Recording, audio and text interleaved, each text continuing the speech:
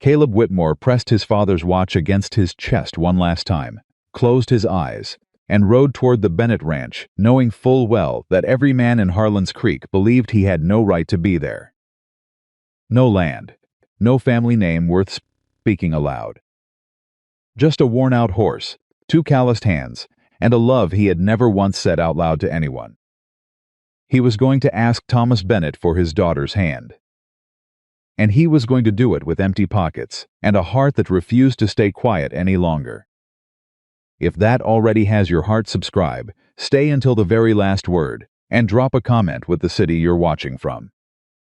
I want to see exactly how far this story travels.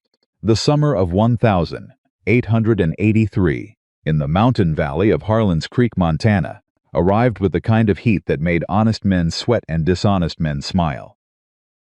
The grass along the ridgeline burned gold and amber under a sky so blue it almost hurt to look at. The cattle moved slow and heavy across the Bennett pastures, tails swatting at flies, hooves kicking up little clouds of dry red dust. The creek that ran along the eastern fence had dropped half a foot since May. The air smelled like pine resin and dry earth, and faintly like the smoke from Clara Bennett's morning cook fire drifting out through the open kitchen window. It was the kind of morning that felt permanent, like it would last forever. It did not last forever. It lasted exactly as long as it took Caleb Whitmore to ride through the front gate. He came alone, no hired man riding beside, no wagon loaded with gifts, no letter of introduction folded in his breast pocket. Just Caleb on his big gray horse buck, sitting easy in the saddle the way a man sits when he has spent more years on horseback than off it. With his hat pulled low against the sun, and his jaw set with the particular kind of stubbornness that either breaks a man completely or carries him all the way through. Every ranch hand on the Bennett property saw him coming. Jake Pruitt, who was mending the north fence, straightened up and shaded his eyes. Old Deacon Hayes, who was moving a water trough near the barn, set down his end and watched. Even the two boys hired for the summer couldn't have been older than 16 between them stopped what they were doing and stared. Because everyone in Harlan's Creek knew Caleb Whitmore. They knew him the way a small mountain town knows every man who lives within 20 miles of its center. They knew he had come down from the northern ridges about 4 years back, with nothing but a horse, a rifle, a bedroll, and a reputation for being able to fix anything that was broken: fences, water pumps, wagon wheels, loose floorboards, and, people said, even bad-tempered horses that nobody else could touch. They knew he worked hard. They knew he was quiet. They knew he never started trouble and never backed down from it either. And they knew, every single one of them knew, that Caleb Whitmore did not own so much as a square foot of Montana soil. He rented a bunk in Old Harmon's barn on the western edge of town. He ate most of his meals at the Anchor Diner on Main Street. When he needed supplies, he bought them careful and only what he absolutely required. He did not drink much. He did not gamble at all. He sent a portion of his wages every month, somewhere north, nobody knew exactly where, and nobody had ever been bold enough to ask. He was a good man by every honest accounting, but he was a man with nothing to offer. Which was why, when he rode through Thomas Bennett's front gate on that burning July morning in the best shirt, he owned a faded blue cotton thing he had ironed himself the night before. Still showing the crease marks from the iron, every hand on the property understood in their bones that something significant was about to happen. Jake Pruitt dropped his fence tool entirely. Old Deacon Hayes took his hat off, which he only did when things got serious. Caleb didn't look at any of them. He rode straight toward the main house, stopped Buck 15 feet from the front porch, and swung down from the saddle in one clean motion. He looped Buck's reins over the post at the porch step. He straightened his hat. He smoothed the front of that ironed blue shirt with both hands, one slow pass, the way a man does when he needs a second to collect himself before doing something that cannot be undone. Then he walked up the 2 porch steps and knocked on Thomas Bennett's front door. Clara heard the knock from the kitchen. She had been standing at the work table since before sunrise, going over the ranch accounts in her father's ledger, a thick, worn book with a cracked spine and pages that smelled like dust and ink, and the particular anxiety that comes kind numbers that don't add up the way you need them to. The summer heat had already settled into the kitchen like a heavy blanket, and her hair, dark brown and usually neat, had begun to escape the pins she'd set it with before dawn. She heard the knock and looked up. Then she heard Jake Pruitt's voice outside, low and urgent, talking to someone, in a silence that had a particular weight to it, and she set down her pencil, wiped her hands on her apron, and walked to the kitchen window. She saw Buck first, that big gray horse with the black mane standing at the porch post like a statue. Patient, still, she did not need to see anything else to know whose horse that was. Her stomach did something complicated. She had known Caleb Whitmore for nearly 2 years. Not closely, not the way you know someone you've spent real time with, but the way you know someone in a small town where everyone moves in the same circles and sits in the same church pews and trades at the same general store and occasionally passes each other on the same dirt road. She knew his face. She knew his voice, low and even and unhurried. She knew he tipped his hat to every woman regardless of age or station, which not every man in Harlan's Creek bothered to do. She knew he had helped her father repair the north barn roof 2 springs ago without being asked, just showed up one morning with lumber and tools and did the work and refused payment. She had thought about that more than once. She had not let herself think about it too hard. She took off her apron, smoothed her dress, and walked toward the front hallway. She got there just as her father opened the door. Thomas Bennett was 61 years old, broad-shouldered, with white hair and a face that the Montana sun had turned the color of old leather over a lifetime of outdoor work. He had built his ranch from almost nothing, started with 40 acres and a used plow and 30 years of unrelenting effort, and he wore his authority the way he wore his boots, naturally, without thinking about it, as if it had grown onto him over time. He opened the door, saw Caleb Whitmore standing on his porch in a clean ironed shirt, and understood immediately what was happening. His expression did not change. His eyes went careful, and still in the particular way of a man who is making rapid calculations behind a composed face. "Caleb, Mr. Bennett." Caleb took his hat off, held it at his side, met the older man's eyes directly. "I'd be grateful if you'd give me a few minutes of your time, sir. I expect I know what this is about." "Yes, sir, I expect you do." Thomas looked at him for a long moment. Then he stepped back from the door. "Come in, then." Clara stayed in the hallway doorway. Neither of them looked at her, or rather, her father didn't look at her, and Caleb looked at her for exactly 1 moment, one brief direct glance, before he crossed the threshold and followed her father toward the sitting room. That one glance held something she couldn't entirely name. Steadiness, partly. An apology, maybe.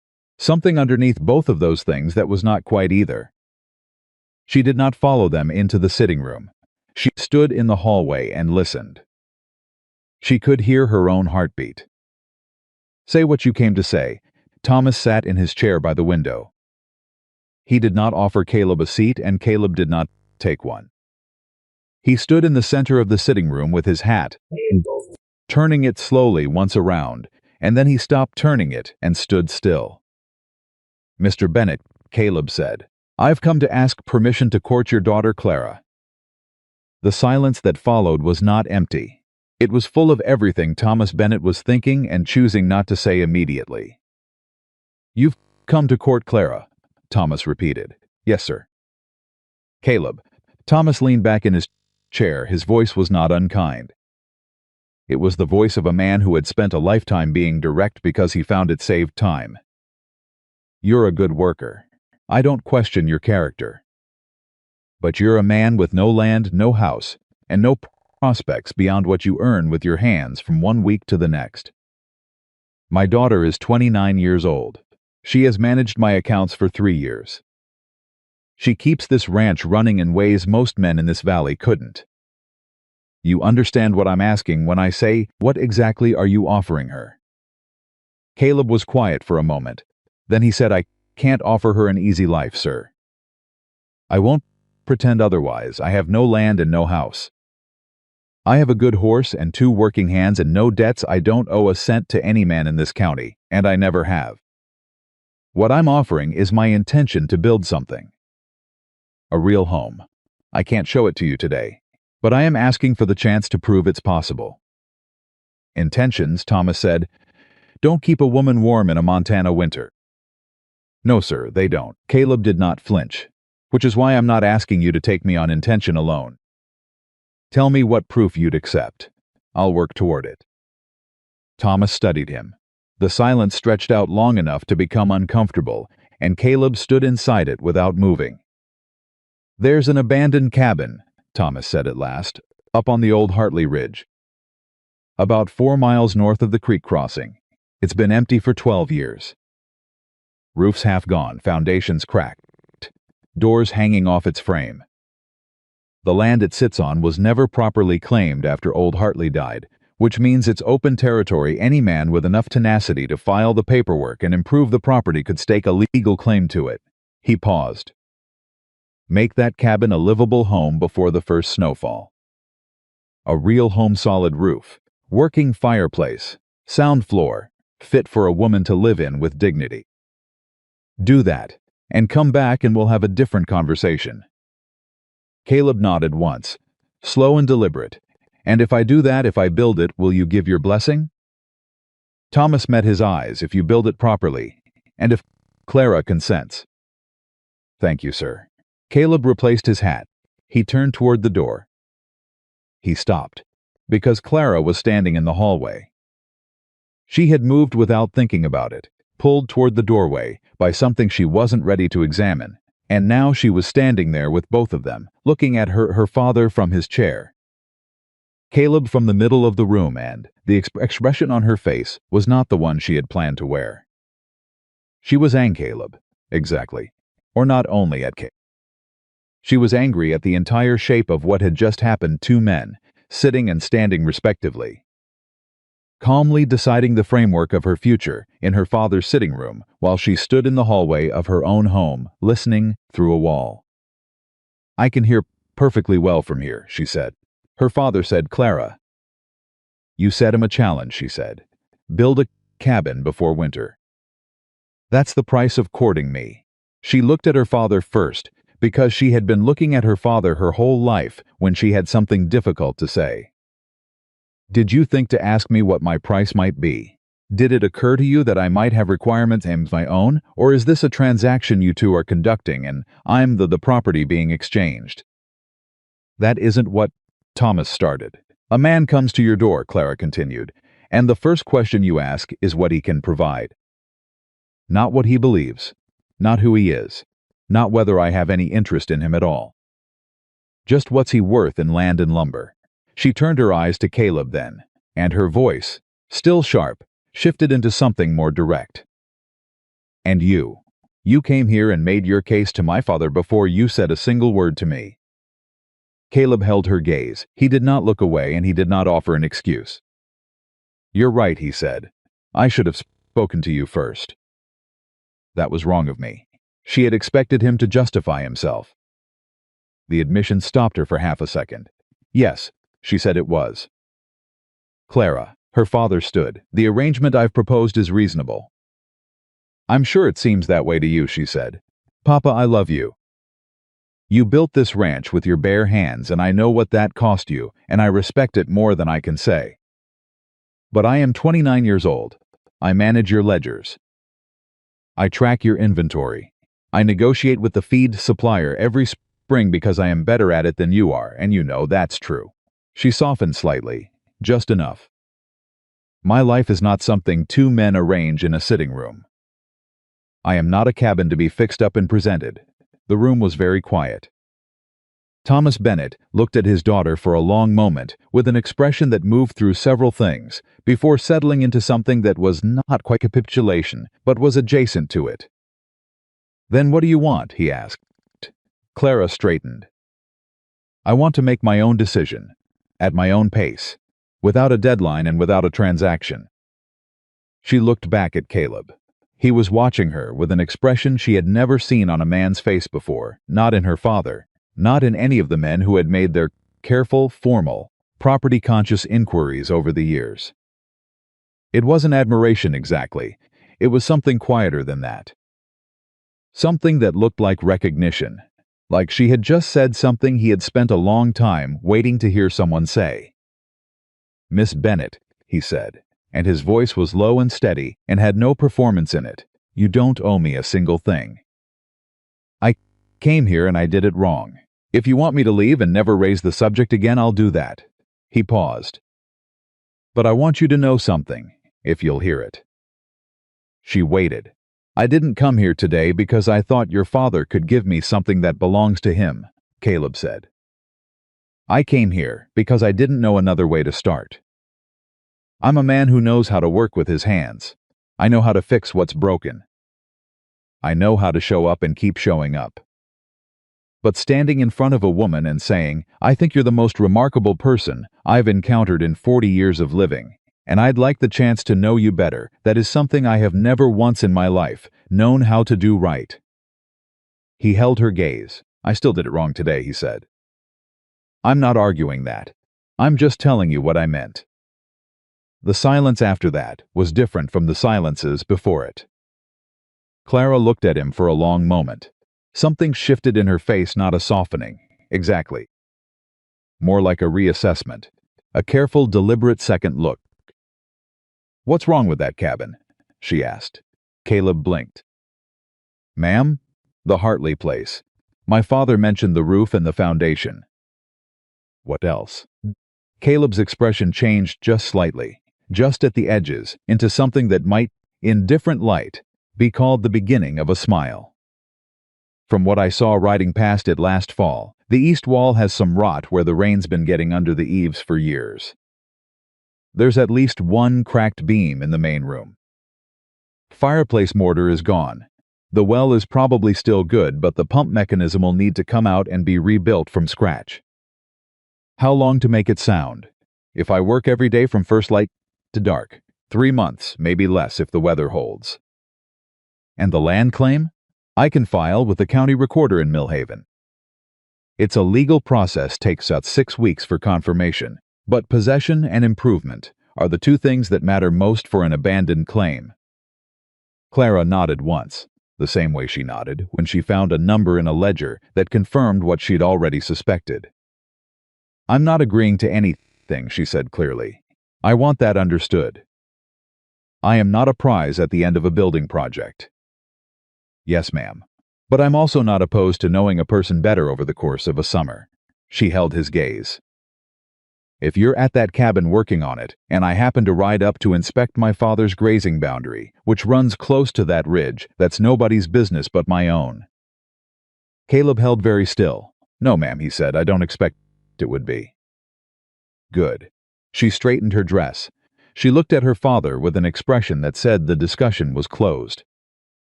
Then she walked back toward the kitchen, unhurried, and the sound of her footsteps faded down the hallway. Thomas Bennet looked at Caleb Whitmore. Caleb looked back at Thomas Bennet. "Go on, then," Thomas said, not unkindly. "You've got a cabin to rebuild."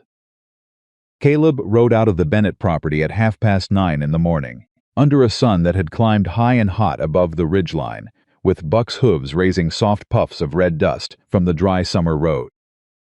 He did not go directly to the Hartley place. He rode into town first, to the county recorder's office on the second floor of the Millhaven courthouse. And he spent 45 minutes with a bespectacled young clerk named Everett, who explained the process for filing an improvement claim on abandoned property with the particular combination of boredom and precision that characterized county clerks everywhere. Caleb listened carefully, asked 3 questions, and left with a stack of forms tucked under his arm and a list of requirements that was longer than he'd hoped, but not longer than he could manage. On the way back through Main Street, he stopped at Harmon's Hardware. Bill Harmon was behind the counter, a heavy-set man in his 50s with a red face and quick eyes who had done business with Caleb before and trusted him to pay what he owed. "I need to open a tab," Caleb said. Bill looked at him. You've never bought on credit in your life. I know. Must be something significant.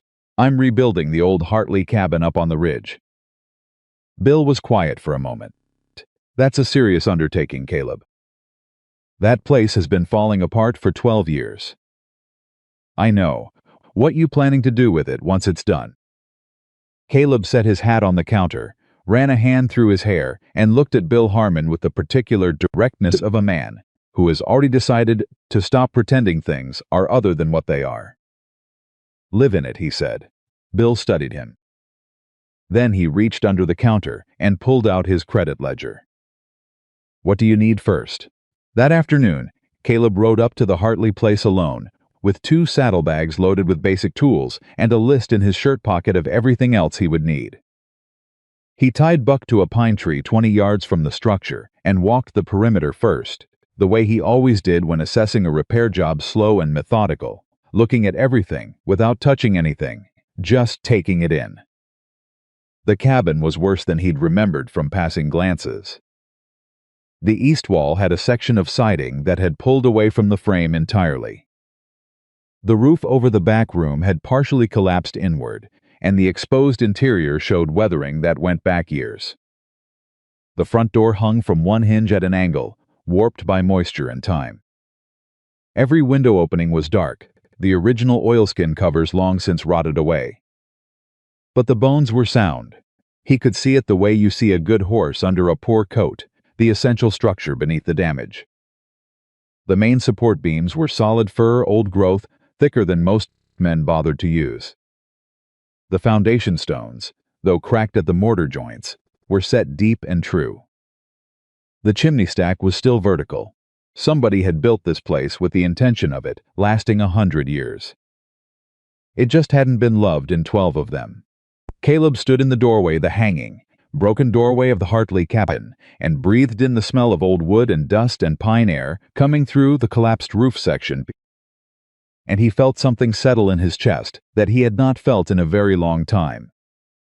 He had spent 4 years in Harlan's Creek, fixing other men's properties, other men's problems.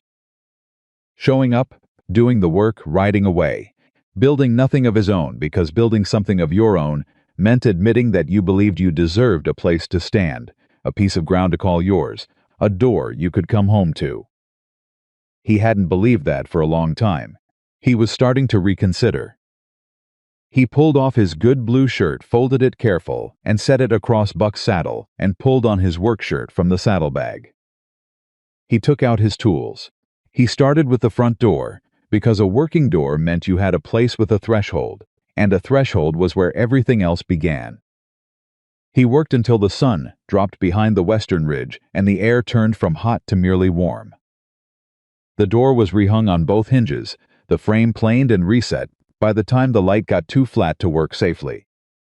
He stood back and pushed it open, and let it swing closed and pushed it open again, and stood with his hand on the wood looking at the way it moved, clean and even and solid. It was just a door, but he had made it work again. He pulled on his good shirt, packed his tools, untied Buck, and began the ride back down toward town as the first stars were coming out above the ridgeline, hard and bright in the Montana sky. He was 3 miles from town when he heard hoofbeats behind him, a single horse, moving at a steady trot, and he turned in the saddle. Clara Bennett pulled up alongside him on a pretty sorrel mare, wearing her riding clothes and carrying a small basket over one arm. She did not look surprised to see him, because she had clearly ridden this road on purpose. She also did not look like a woman who planned to explain herself. "Your hands are bleeding," she said. Caleb looked down. The right palm, where a splinter had gotten into the heel of his hand during the door work, had been seeping slow and steady for the past hour. He'd been ignoring it. "It's nothing," he said. "Let me see." He turned his palm up. She looked at it without touching it, leaning slightly from her saddle, assessing it with the same quick practical focus she had used when asking him about the cabin. "You've got a piece of pine still in there," she said. "That'll go septic if you leave it. I'll get it out tonight." "You'll try to get it out tonight with your left hand by lamplight and make a mess of it." She held out the basket. I brought this out to the ridge, but you were already gone. My father's accounts are done and I had an hour and She stopped. Recalibrated. I was curious about the cabin. I wanted to see it. Caleb looked at her. I fixed the door today, he said. Something crossed her face, small and quick and not entirely controlled. Just the door. Had to start somewhere. She looked ahead at the road for a moment. The sorrel shifted under her, and she stilled it with a slight adjustment of her knee. My mother's family came from the east, she said, seemingly to the road in front of them. She came out west with my father when they were first married, and everyone told her she'd hate it. The cold, the isolation. She paused. She loved it. She said the thing she loved most was that out here, a thing was worth exactly what it cost you to build it. Not what someone paid for it. Not what it looked like from its outside. What it actually cost. Caleb was quiet, listening. She died when I was 14, Clara said. She never stopped believing that. They rode in silence for a moment. What was her name? Caleb asked. Clara looked at him. The question seemed to catch her slightly off guard, not in an unwelcome way. More like she had been ready for something else, and this was different. Margaret, she said. That's a good name. She looked at him for another moment. Then she held the basket out again, more definitively. There's a needle and clean bandage cloth in there, she said. Take it. He reached over and took the basket. Their hands didn't touch. Thank you, Miss Bennett, he said. Clara, she said, and turned the sorrel toward the Bennett cutoff road without another word. He watched her go. Buck stood patient and still under him. Then Caleb Whitmore turned back toward town, riding easy in the saddle with the basket over his arm, and something new and careful taking shape somewhere behind his ribs. In the particular place where a man keeps the things he doesn't yet have words for. He had fixed a door today, and somehow, against everything he had taught himself to expect, the day had given him back something he hadn't realized he'd been missing. He wasn't sure yet what to call it. But he rode the rest of the way home with his eyes steady on the road and his jaw set, and the beginnings of a plan forming in his mind not just for the cabin, but for something larger and more important than any building he had ever worked on. And in the deep, warm dark of that Montana summer night, that was enough to be going on with. The next morning, Caleb was at the Hartley place before sunrise. Not because he had planned to be. He had lain on his bunk in Harmon's barn for 3 hours staring at the ceiling, running numbers in his head: lumber costs, nail quantities, mortar mix ratios. The precise sequence of repairs that would give him the most structural return for the least expenditure of time and money, and at some point his body had simply decided that lying still was no longer an option. He was up and saddled and riding north before the sky had done anything more than shift from black to the darkest possible shade of blue. He brought a lantern. He used the first hour of darkness to pull every piece of damaged siding off the east wall by feel and by lamp glow, stacking the salvageable pieces in a pile to his left and the ruined ones to his right. By the time true light came over the ridge, he had a clear picture of exactly how bad the wall was, and it was bad. Worse than yesterday's walking assessment had suggested, but he also had something more valuable than he'd had the day before. He had a plan.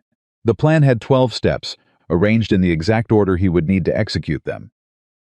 Written on the back of the county recorder's claim form in the small, precise handwriting of a man who had taught himself to read and write at age 17 because he had decided ignorance was not.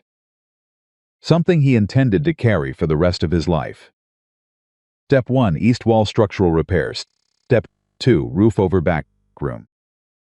Step 3, main room beam replacement. Step 4, fireplace mortar. The list continued through Step 12, which read, simply, door hardware, windows, finish work. He read through it twice while Buck ate the morning grass outside. Then he folded it, put it back in his pocket, and went to work. He was halfway through removing the rotted framing on the east wall when he heard a horse on the trail below. He knew before he turned around. There was something about the particular rhythm of the sorrel's hoofbeats that he had apparently catalogued without meaning to, in the space of one shared moonlit road the evening before. Clara rode up to the clearing, dismounted without ceremony, tied her mare to the same pine he used for Buck, and walked over to where he was working. She was wearing her practical riding clothes, nothing fancy, nothing that suggested she had dressed with particular care, and she carried a cloth-wrapped parcel in one hand. She stopped a few feet away and looked at the east wall. "That's worse than I expected," she said. "Yes, ma'am." "How long to fix it?" "4 days if the lumber from Harmon's arrives tomorrow, like I asked." "Could stretch to 6 if it rains." She nodded, the same ledger-checking nod from the sitting room. Then she held out the parcel. "Breakfast. I was up early and made extra." He took it, unwrapped it. 2 biscuits and a wedge of cold salt pork. "You didn't have to do that," he said. "No," she agreed, and sat down on a flat section of foundation stone nearby as if she had been sitting in that exact spot every morning for years. "Show me your list." He looked at her. "The list in your pocket," she said. "I can see the paper through your shirt. Show me what you're planning." He pulled out the folded claim form and handed it over. She unfolded it, smoothed it against her knee, and read through it from top to bottom without speaking. He ate one of the biscuits and watched her face move through the 12 steps. "You've got the fireplace at step 4, she said. "Structural work first. If the fireplace mortar is as bad as my father described, you'll lose heat before winter no matter how solid the walls are. Smoke could also backdraft if the flue is damaged. You'd have a health risk in addition to a cold house." Caleb chewed the second biscuit slowly and thought about it. She was right. He knew she was right. He had put the fireplace at step 4 because step 4 felt like a reasonable middle point, not so early that he was putting comfort before structure, not so late that he was neglecting it. But she was right. "Move it to step 2, he said. "After the east wall." She took out her own pencil. She had a pencil in her riding coat pocket, which he found he was not surprised by, and made the notation on his list. Then she refolded it and handed it back. "The well," she said. "Have you looked at it?" "Yesterday, briefly. Pump mechanism seized." "I'll need to pull the whole thing. My father has a spare pump head in the equipment barn. Old one, but it's sound he replaced it 2 years ago but kept the original in case. I can ask him." Caleb went still. Not uncomfortable, still something different. The stillness of a man who is recalibrating things he thought he had understood. "Miss Bennett," he said carefully, "you understand this isn't about your father's resources. I'm not looking to take. A spare pump head sitting in a barn doing nothing is not your pride's concern," she said, with a directness that was not unkind. "My father has it. You need it. If you want to spend 3 weeks building one from scratch to satisfy some notion of self-sufficiency, that's your right. But it seems wasteful." He was quiet for a moment. "Clara," he said the first time he'd used her first name without the miss, and it came out before he made a conscious decision about it. She looked at him. "Thank you," he said. She held his gaze for a second. Then she stood, brushed her skirt smooth, and walked back toward her mare. "I'll ask him this evening," she said over her shoulder. "I'll send word by tomorrow morning." He watched her mount and ride down the trail, the sorrel moving easy under her in the growing summer heat, and then he turned back to the east wall and picked up his pry bar and went back to work. Something had shifted in the morning air. He couldn't have said exactly what or how. But the 12 steps on his folded list felt different now, less like a private plan, and more like the beginning of something that belonged to 2 people instead of 1. He pulled a ruined board off the east wall with one clean motion and added it to the discard pile. Day 2 of the Hartley cabin, already different from day 1. He told himself not to read too much into it. He did not entirely succeed. By the end of the first week, word had gotten around Harlan's Creek. Small towns move information with a speed that would embarrass a telegraph line, and the combined facts of Caleb Whitmore filing a land improvement claim at the county recorder's office, opening a credit account at Harmon's Hardware, and riding north toward the old ridge every morning before dawn had assembled themselves into a story that everyone in town had an opinion about. Most of the opinions were not generous. Pete Calloway, who ran the feed store and considered himself an authority on what was and was not socially appropriate, said it was the most presumptuous thing he had seen in 20 years. A saddle tramp thinks he can just claim a ridge parcel and make himself a landowner, he told anyone who would listen. There ought to be a law. Mabel Greer, who had 3 unmarried daughters and had quietly considered Caleb a possibility for the eldest, was sourly dismissive. Clara Bennett could have had any man in this county with proper prospects. Instead, she's letting a ranch hand with a credit account and a broken-down shack set his sights on her. Her father ought to have more sense. Even some of the men Caleb had worked alongside over the years, men he'd helped, men whose fence lines he'd repaired and whose wells he'd cleared, managed a particular brand of doubtful shrug that said more than any direct criticism. A man without land was fine as a hired hand. A man without land who aspired to more was something else. Caleb heard all of it. Small towns don't keep secrets, and Harmon's Hardware was the kind of place where information and lumber were dispensed in roughly equal quantities. He heard it, and he noted it, and he went back to work the next morning exactly as he had every morning before. But it followed him. He was resetting the fireplace mortar on a Thursday afternoon, messy, careful work that required patience and a steady hand when the sound of hooves on the trail announced a visitor. He turned, expecting Clara. The rider was not Clara. Harrison Voss pulled up at the cabin clearing on a black horse that cost more than everything Caleb owned combined. Voss was 45, broad in the shoulders, with the particular kind of good looks that come from never having missed a meal or spent a night cold in your life. He wore his clothes the way wealthy men wore their clothes, not carefully, but carelessly, because he had enough of them that it didn't matter if one got ruined. He looked around the clearing with the expression of a man doing arithmetic. "Whitmore," he said. He did not get down from the horse. Caleb set down his mortar trowel and straightened. He did not take off his hat. He looked up at Voss without expression. "Voss, I've been hearing things," Voss said. "About this place?" "About your claim. What about it?" "I'm going to offer you something," Voss said in the tone of a man who rarely had to repeat himself. $500 for your improvement claim, whatever equity you've built up over the past week. I'll assume the filing, take over the property. You walk away with $500 cash. That's more than you'd earn in 8 months of fence work. Caleb looked at him for a moment. "No," he said. Voss blinked. Just once. It was apparently not the answer he had prepared for. "You haven't thought about it." "I have." "No. This isn't a property you can realistically develop on what you earn," Voss said, the patience in his voice becoming the thinner kind. "You'd need at least $600 in materials alone to make this place properly livable." "Where's that coming from, Whitmore?" "Your credit at Harmon's." "What's it to you where it comes from?" Voss studied him. The studying had a different quality than Thomas Bennett's had. Bennett's had been the assessment of a man deciding whether another man was worth a chance. Voss's was the assessment of a man deciding where a problem's weakest point was. "There's a woman involved," Voss said. Caleb said nothing. "Clara Bennett." Voss's voice shifted, took on the conversational ease of a man who enjoys making other people uncomfortable. "Sensible woman. Smart.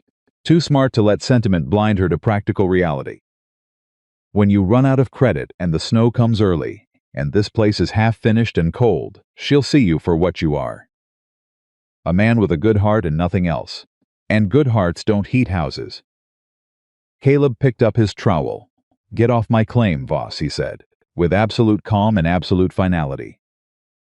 Voss looked at him one more moment. Then he turned his black horse and rode back down the trail without another word. Caleb watched him go. Then he turned back to the fireplace and pressed mortar into the gap along the flue with the particular focus of a man who has decided that the best answer to something that can't be fought with fists is to build something that outlasts it. His hands were steady, But something Voss had said was sitting in the back of his mind like a splinter he couldn't reach. Good hearts don't heat houses. He knew the man was wrong.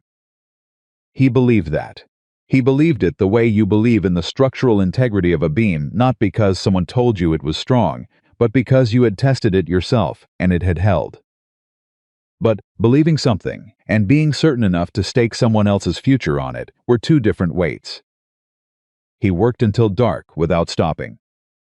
Clara came the following morning with the pump head from her father's equipment barn. She had brought it herself, lashed across the back of her saddle, and she needed help untying it, and while Caleb worked the knots loose, she told him what her father had said when she asked.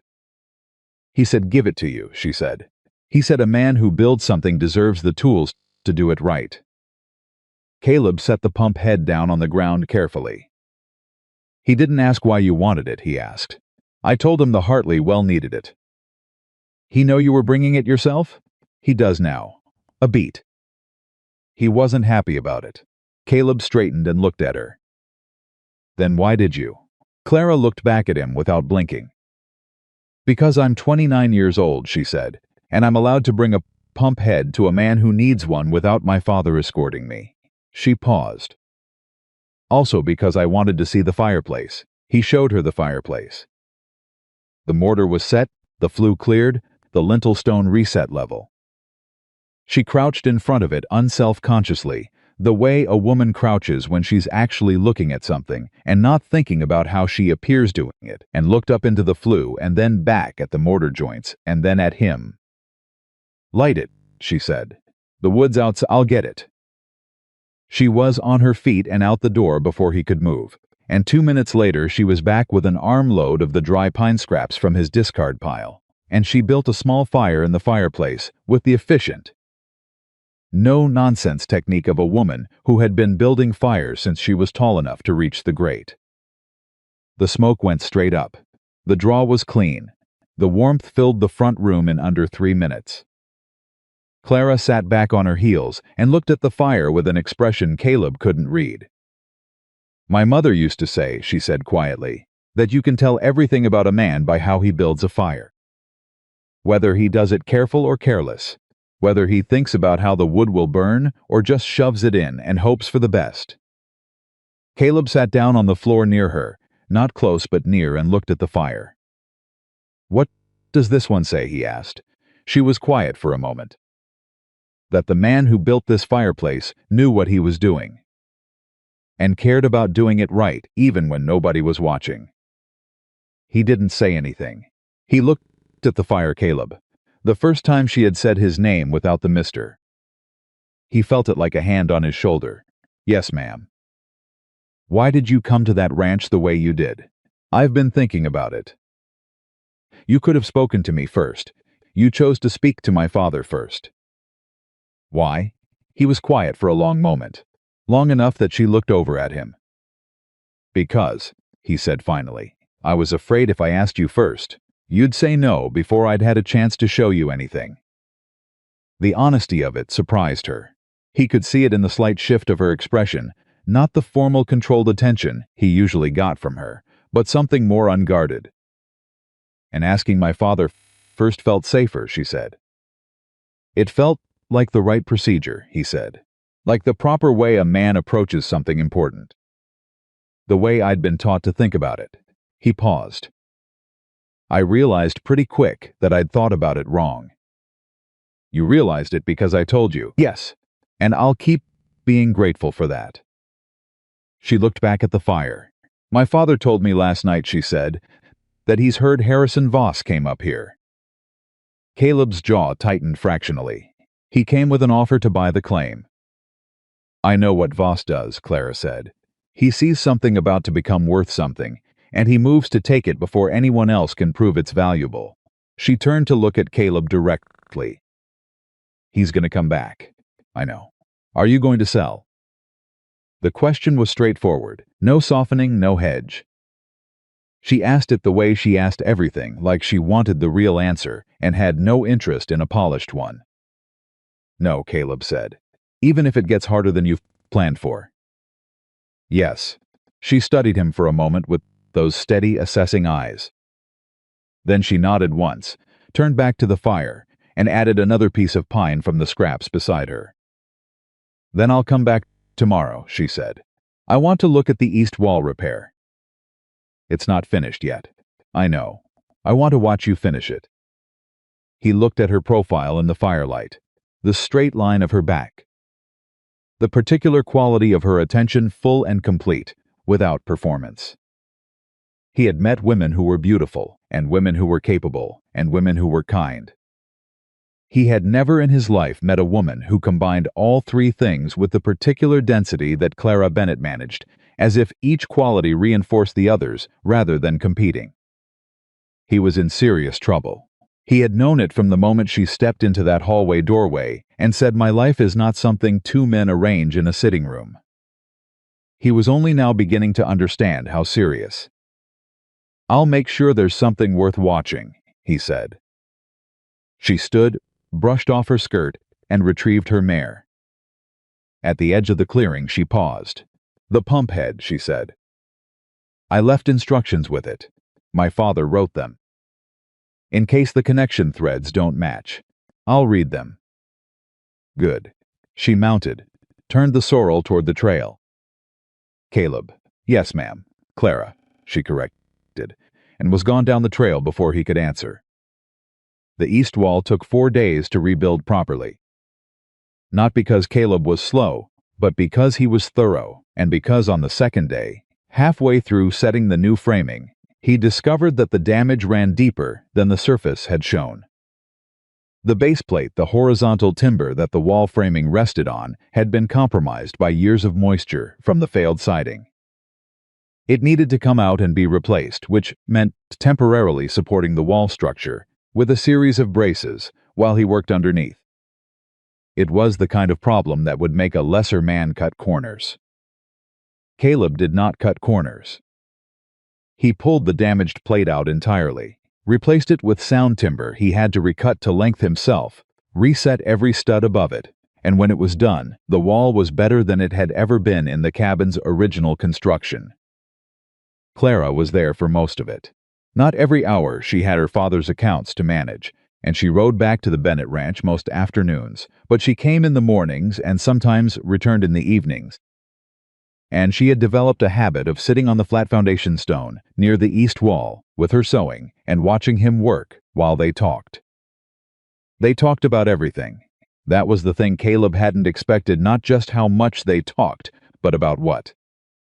He had assumed, in the vague way a man assumes things before a situation becomes real, that conversation with a woman he was courting would involve certain careful topics. Weather, the community, polite generalities that kept a safe distance from anything that mattered. It didn't go that way at all. Clara asked him about the ranch he'd lost. She asked it directly, on the third day, sitting on her stone with her sewing, without preamble. "Your ranch. The one you lost. Will you tell me what happened?"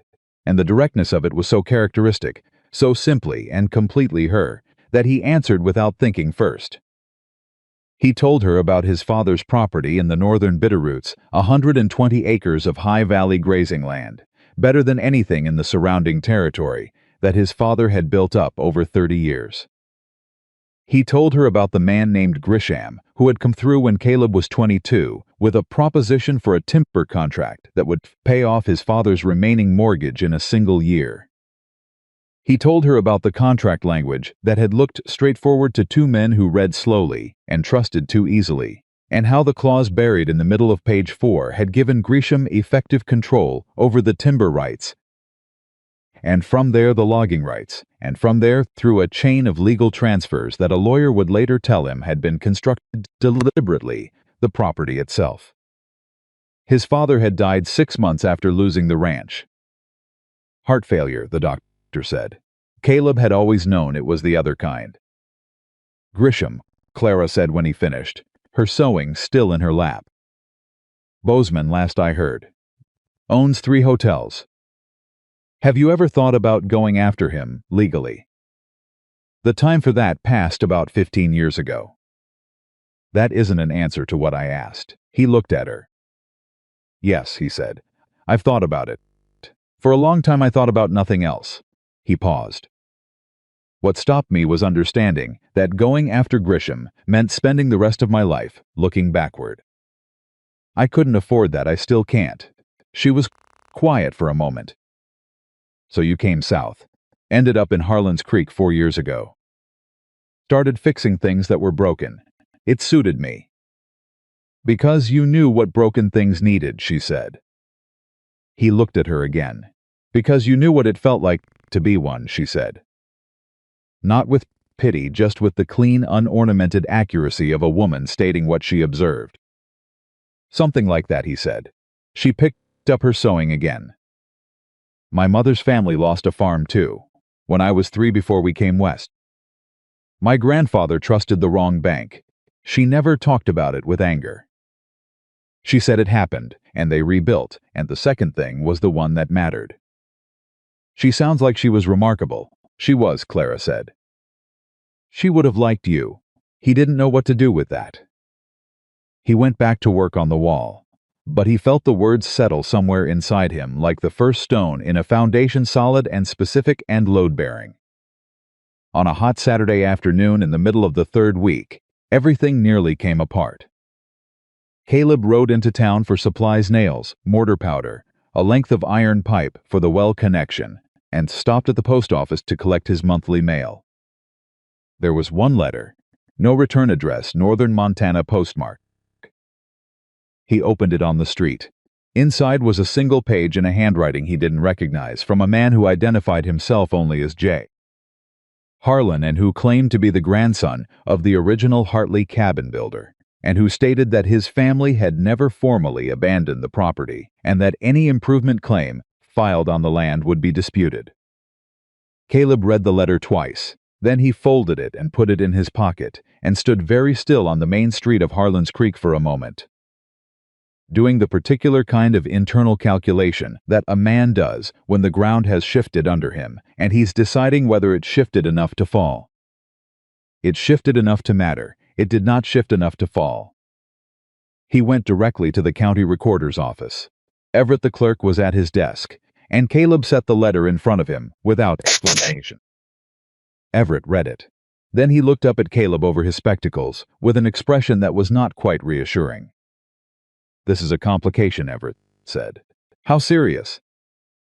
If this man has documentation of continuous family claim letters, legal filings, anything establishing that the property was never intentionally abandoned, he may have grounds to challenge your filing. An abandoned property claim requires that the land was genuinely relinquished, not simply neglected. He paused. Do you know anything about the Hartley family history? Nothing I couldn't find out, Caleb said. He spent the next 2 hours in the courthouse records room, working through 12 years of county documents. Property tax records, estate filings, court records. Everett, who turned out to be a more useful person than his bored manner suggested, helped him navigate the index. What they found was this: old Ezra Hartley had died in 1871 with no wife and no documented children. He had never filed a will. The property had been classified as an intestate estate and, after 3 years with no claims, had been officially entered into the county's abandoned property registry in 1874. There were no Hartley grandchildren in the county records. There was no J. Harlan in the county records. Caleb looked at Everett. Everett looked at Caleb. Someone, Caleb said carefully, sent me a letter designed to make me doubt my claim. That would be my reading, Everett said. Is there any legal basis to the claim in that letter? Based on what we found today, none whatsoever. Ezra Hartley died intestate with no documented heirs.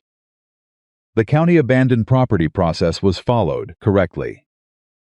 Your filing is solid. Caleb folded the fraudulent letter and put it in his inside coat pocket, right next to the 12-step plan on the back of the county form. Then he went to Harmon's Hardware, got his supplies, and rode back up to the Hartley cabin. He didn't say anything to anyone about the letter that afternoon. But that evening, when the light was going, and he was packing up his tools, He thought about who in Harlan's Creek had the motive and the means to manufacture a fraudulent heir claim designed to rattle a man working a property improvement. He came up with one name without any difficulty, and the next morning, when Clara came up the trail, with her sewing basket and her sorrel mare and her morning directness, he told her all of it. She listened without interrupting. When he finished, she sat with it for a moment in the particular way she had, not rushing to respond, actually considering what she'd heard. Then she said, "He can't take the land legally, so he's trying to take your confidence instead." "Yes. Is it working?" Caleb met her eyes. "It was for about 2 hours yesterday afternoon." She held his gaze. "And now?" He looked at the cabin, the east wall solid and sound, the fireplace clean and drawing true, the new front door hanging straight and square on its hinges. "Now," he said, "I'm gonna go pull the pump casing out of that well." Something crossed her face, quick, warm, unguarded. Not quite a smile, but the thing that lives just before one. "I'll get the wrenches," she said, and they went to work. The well took all of that day and into the next morning to sort out. The old pump casing had corroded into its mounting in a way that made removal less a matter of mechanics and more a matter of patience and leverage, and several moments of rather inventive language on Caleb's part that he cut off sharply whenever he remembered Clara was within earshot, which she consistently was. She handed him tools and held the lantern into the well casing when he needed the light deeper than his arms, and at one point, when the last casing bolt refused to move even under his full force, she handed him the wrench back without comment, positioned herself behind him, added her hands next to his on the handle, and they drove the bolt together. It broke free with a sound like a small explosion. They both staggered slightly. Clara caught herself on the well housing. Caleb caught himself on his own feet, barely. They looked at each other from a distance of about 14 inches. "There it is," she said breathlessly, meaning the bolt. "Yes, ma'am," he said, meaning considerably more than the bolt, and looked away first. His hands were not entirely steady when he reached back into the well casing to retrieve the freed pump mechanism. He noted this fact and attributed it to the physical exertion and declined to examine it further. The pump was installed and working by the following afternoon. Clean water, cold from the deep mountain aquifer, running clear from the spout. Clara cupped her hands under it and let it run over her fingers and looked at Caleb with an expression that he would find himself thinking about at odd moments for the next several days. "One step at a time," she said. "That's how it gets built." He was looking at her and not at the pump. "Yes," he said. "That's exactly how." That evening, riding back down toward town in the long Montana summer dusk, Caleb realized two things in the same moment. The first thing was that the cabin was nearly a third of the way to completion, the east wall done, the fireplace working, the well operational, the back room roof repaired and waterproofed against the coming fall rains. By any practical measure, he was ahead of where he needed to be.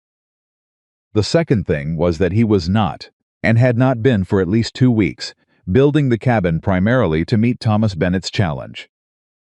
He was building it because every time Clara looked at it, at the east wall he'd framed, at the fireplace she'd first lit, at the well they'd fixed together, he could see in her face something that had no equivalent in any transaction he'd ever made or any wage he'd ever earned.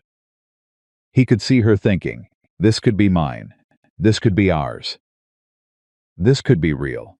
And that look on that face was the thing he was building toward. Not a roof and 4 walls and a sound floor. Something that could hold a life in it. Something worth everything he had.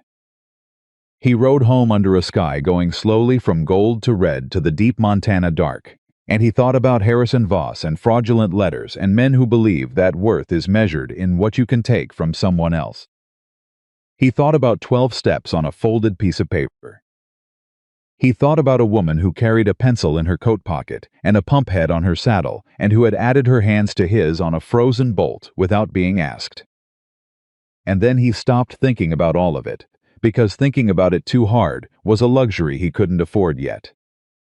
He had work to do in the morning, He always had work to do in the morning.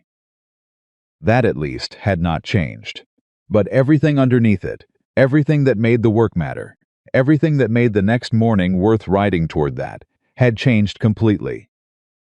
And he rode the last mile home knowing it, and not looking away from it, and carrying it the way a man carries something he has finally admitted he doesn't want to put down. The morning Caleb found the second letter, he almost missed it entirely. It had been tucked under his saddle on Buck's stall rail, not mailed, not delivered through any official channel, just placed there sometime in the night by someone who knew where he kept his horse and wanted him to know they knew it. He almost mistook it for a farrier's receipt. He almost shoved it in his coat pocket unread. He unfolded it, standing in Harmon's barn in the gray 6 o'clock light, still half in the fog of a short night's sleep, and the first sentence knocked the fog out of him completely. Mr. Whitmore, you are building on land that will not be yours much longer. Walk away now, and I will make it worth your while. Stay and I will make it costly. You have until the end of the week to decide. A friend. No signature. No name. Just a friend, which was the particular kind of irony that didn't try to be subtle. Caleb read it twice, folded it, put it in his inside coat pocket next to the first fraudulent letter and his 12-step list, which was now more than half crossed off. Then he saddled Buck without speaking to anyone and rode north in the gray morning dark. He did not tell Clara about the second letter that day. He told himself it was, because he didn't want to worry her over something that hadn't yet become a concrete problem. He told himself that a threatening letter from an unnamed source was not a real threat until it materialized into action. He told himself a number of reasonable, logical things as he worked through the morning, pulling the last of the old subfloor boards up in the back room, the ones that had rotted through when the roof came in, and replacing them with sound pine planking, methodical and precise. He told himself all those things, and didn't believe any of them, because the real reason he didn't tell Clara was simpler and less flattering. He was afraid that if he told her, she would see that he was scared. Not of Voss, not of a letter, but of the thing underneath the oldest fear he carried, the one that had been with him since the day he watched his father's ranch walk away in another man's paperwork. The fear that no matter how carefully he built something, there would always be a way for someone with more power and less scruple to take it apart. He had spent 4 years not building anything because of that fear. He was not going to let it win now. He pulled the last rotted board up with more force than strictly necessary and threw it onto the discard pile and reached for the next plank of new pine.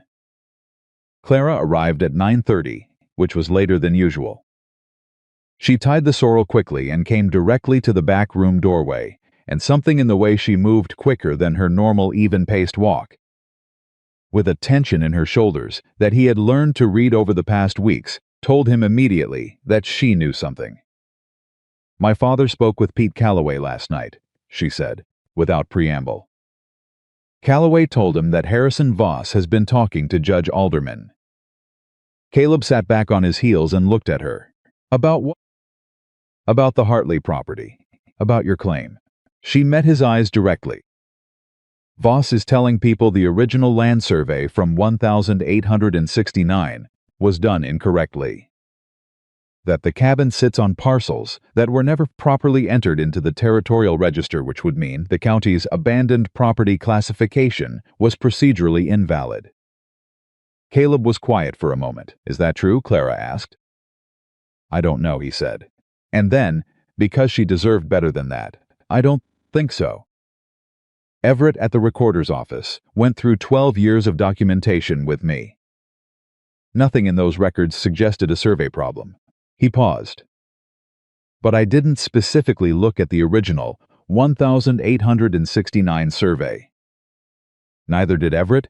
He didn't mention it. Clara nodded once. She turned and went back through the main and out the front door. He heard her boots on the porch steps, heard her speaking quietly to someone outside, and then he realized with a start that there was a second horse in the clearing. He had been so focused on the floor planking he hadn't heard it arrive.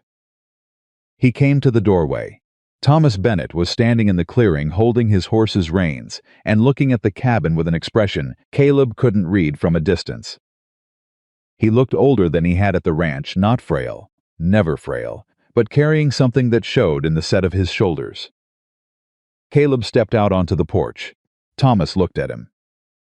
"Caleb," he said. "Mr. Bennett." He stepped down off the porch. "I wasn't expecting you." "I know."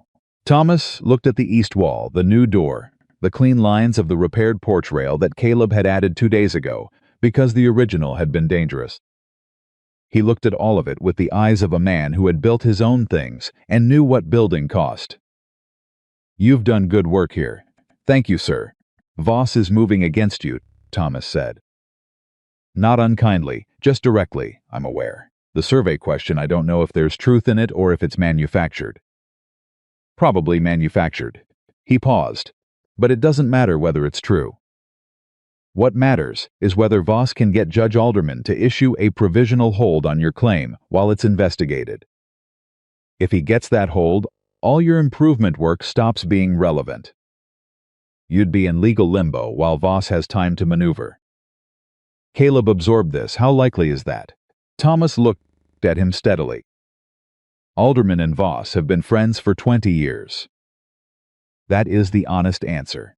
The three of them stood in the clearing for a moment. The summer heat had already built into something serious by mid-morning, and the pines along the ridge edge were perfectly still in the breathless air. Clara said, "There's a land attorney in Millhaven. James Garrett. He's handled survey disputes before." "He's good. Attorneys cost money," Caleb said. "They do," Clara agreed. He looked at her. He looked at her father. He thought about the credit account at Harmon's that was already carrying more than he was comfortable with. He thought about Buck and whether the horse would bring enough. Thomas Bennett said quietly, "I know a man in Millhaven who owes me a favor. A significant one. James Garrett is his brother-in-law." He let that sit for a moment. "I'm not offering to buy your way out of this, Caleb. I'm offering a conversation. What you do with the conversation is your business." Caleb looked at the ground briefly, then at Thomas. Then, because his eyes always seemed to find her first, at Clara. She was watching him with the steady look she had, the one that didn't push, didn't pull, just waited, and let him be what he actually was. "I appreciate it, sir," Caleb said. "I'll ride to Millhaven tomorrow morning." Thomas nodded. "I'll send a note ahead tonight." He gathered his reins. "The cabin looks well," he said again, looking at it one more time. Then he mounted and rode back down the trail. Clara stayed. Caleb stood on the porch and watched her father ride out of the clearing and felt something complicated moving through him, the old fierce need to handle everything himself, alone, without obligation or assistance, fighting directly against the newer understanding that had been building in him all summer, like the cabin itself, one sound piece at a time. The understanding that asking for help was not the same as proving you couldn't manage without it. "You're upset," Clara said. "Uncomfortable, then." He looked at her. "I wanted to do this myself, I know. I still intend to. I know that, too." She came to the porch and leaned against the post with her arms crossed, not in a closed-off way but in the easy, settled way she had when she was thinking. "Caleb, my father coming here today was not an act of charity.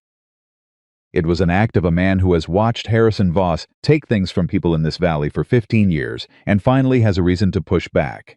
She met his eyes. "You gave him that reason. He hadn't thought of it that way." He turned it over once. It settled differently. "He's testing me," Caleb said. "The cabin challenge.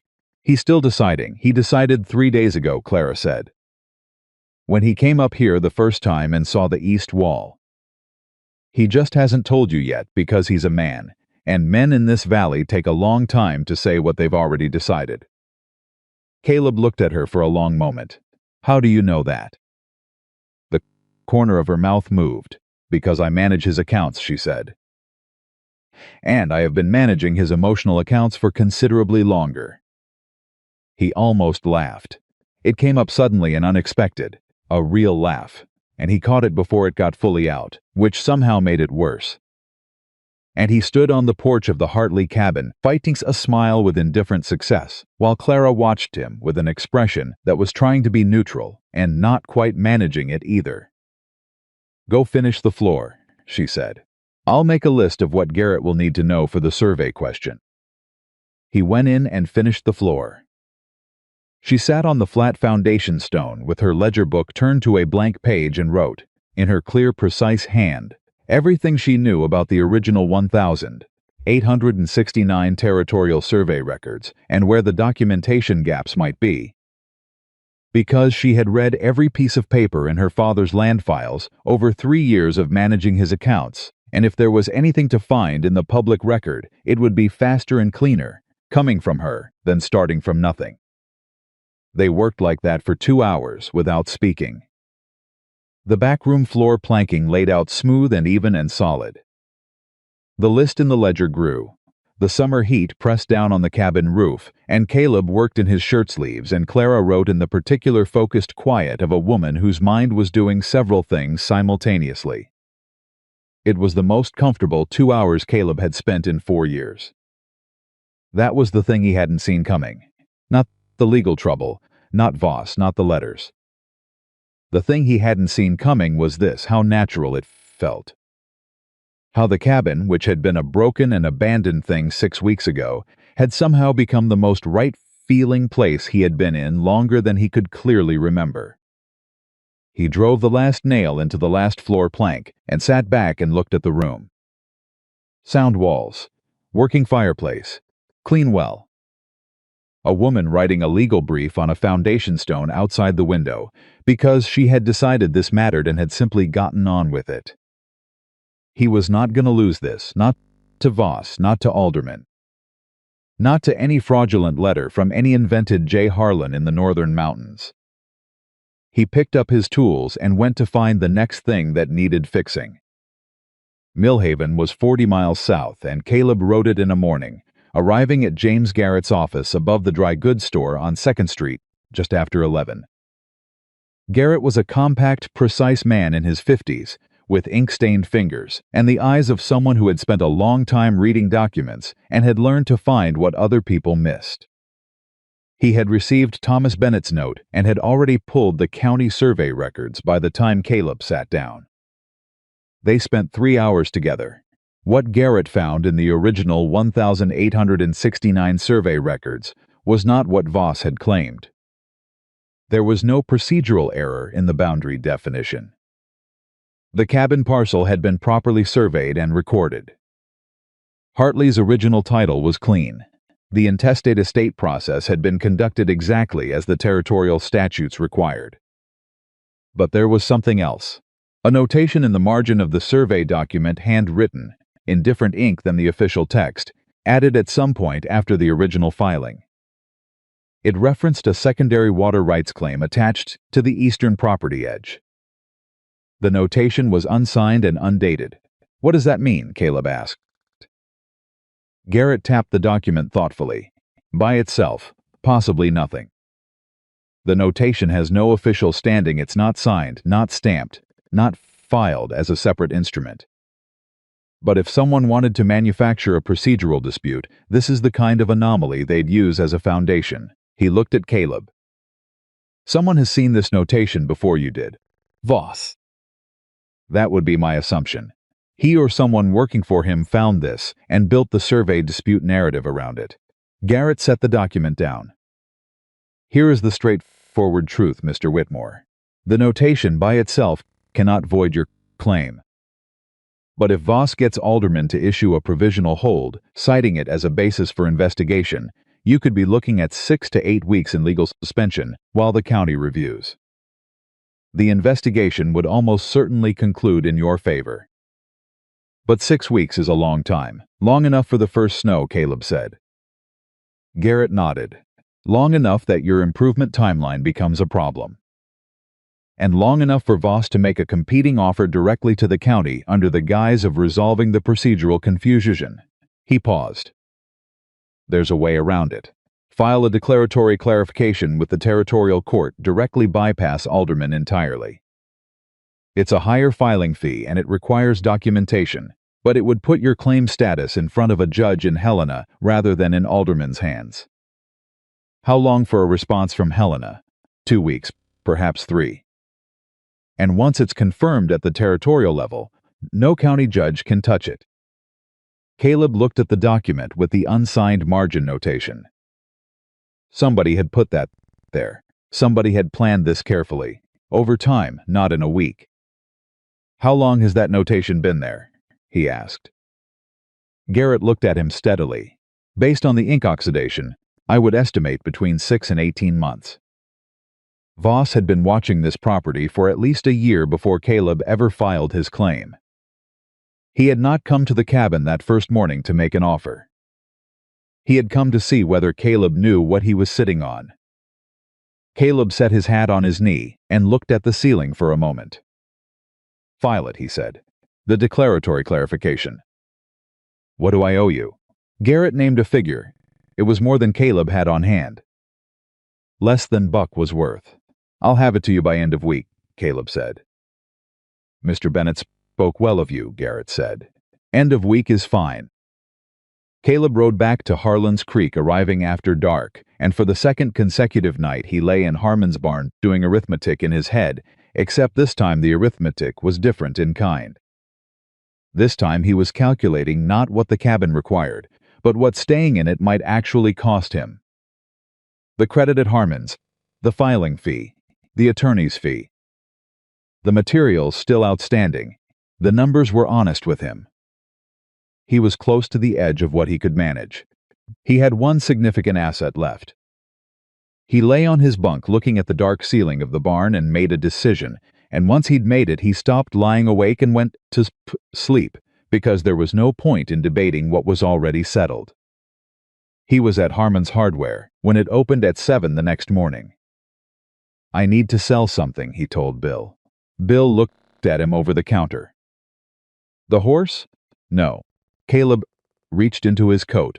He set a pocket watch on the counter-heavy silver case, engraved on the back with initials that weren't his. His father's initials.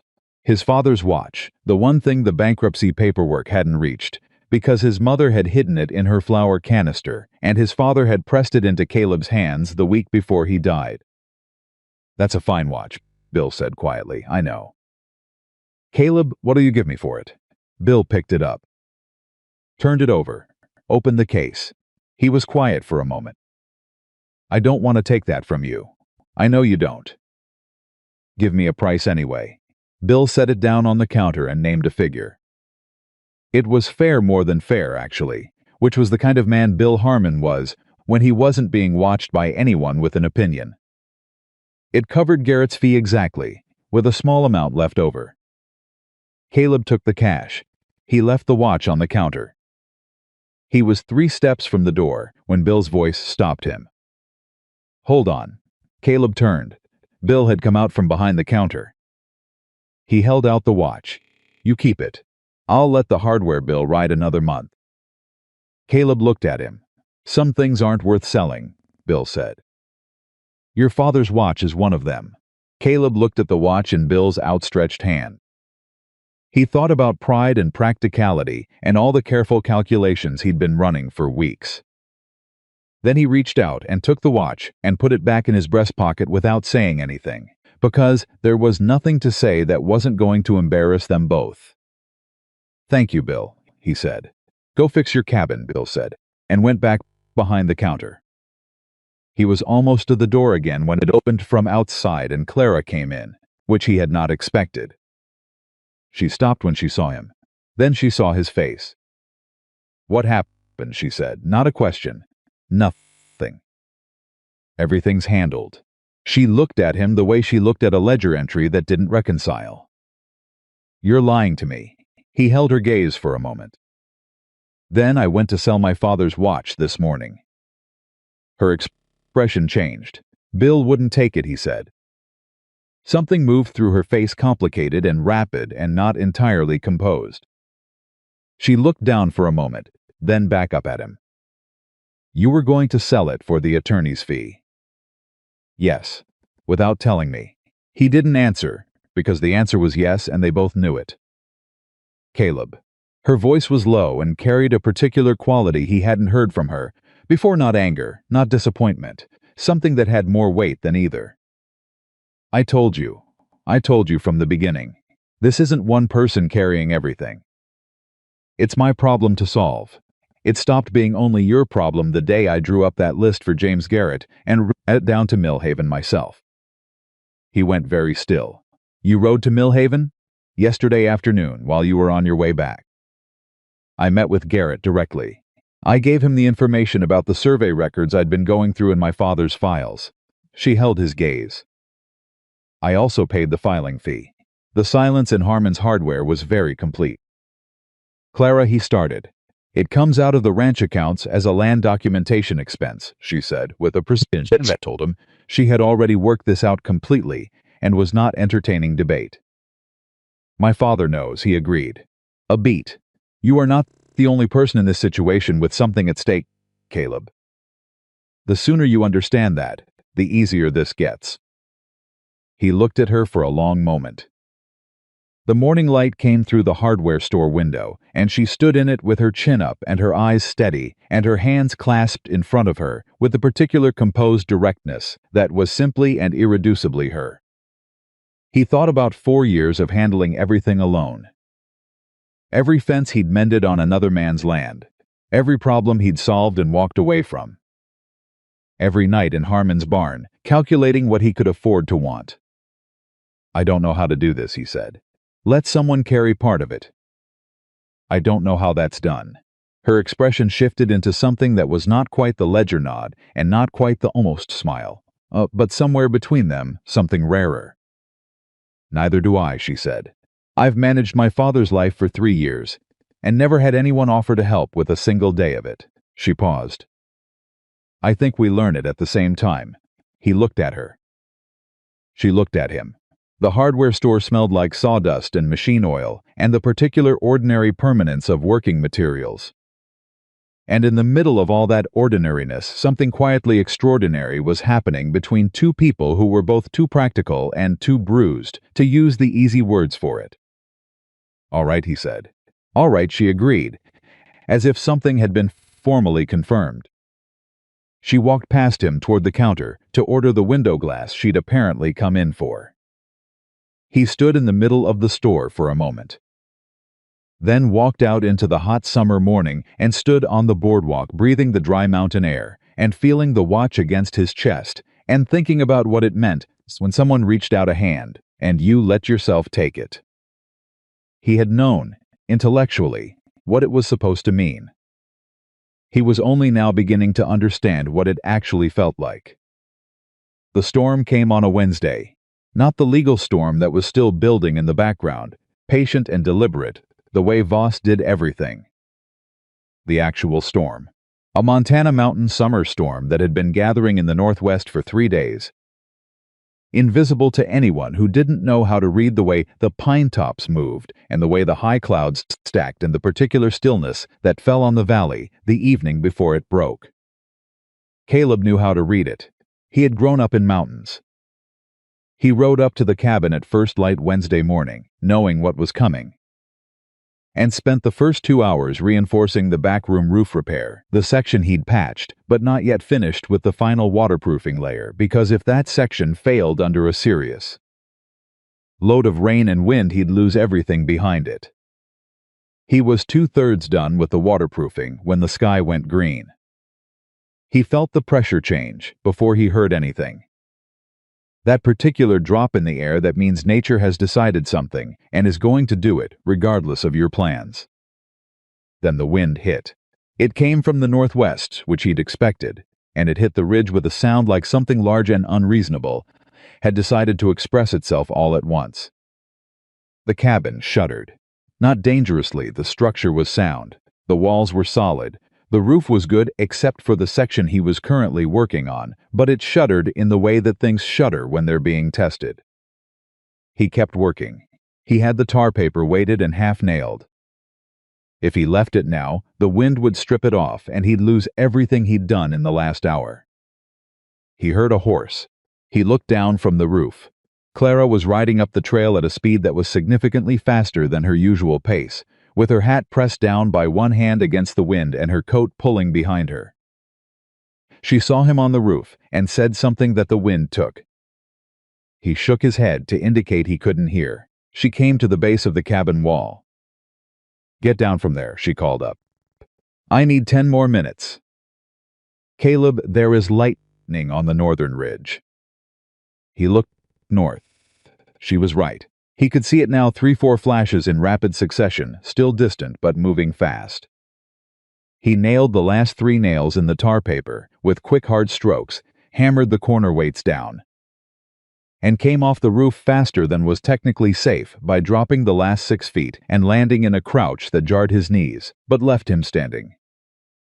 Clara was already off her horse and had Buck's reins in her hand. "Inside," he said. "The animals inside first." They went in through the front door and he pulled it shut behind them, and the storm hit the cabin fully approximately 45 seconds later. Rain hard and sideways, the kind that sounds like gravel on a roof. Wind that made the fireplace flue moan. Thunder that rolled down the ridge in a continuous percussion that rattled the new window glass he'd only installed 4 days ago. Clara stood in the center of the main room with rain on her coat and her hat in her hands and looked at the walls around her. The walls held.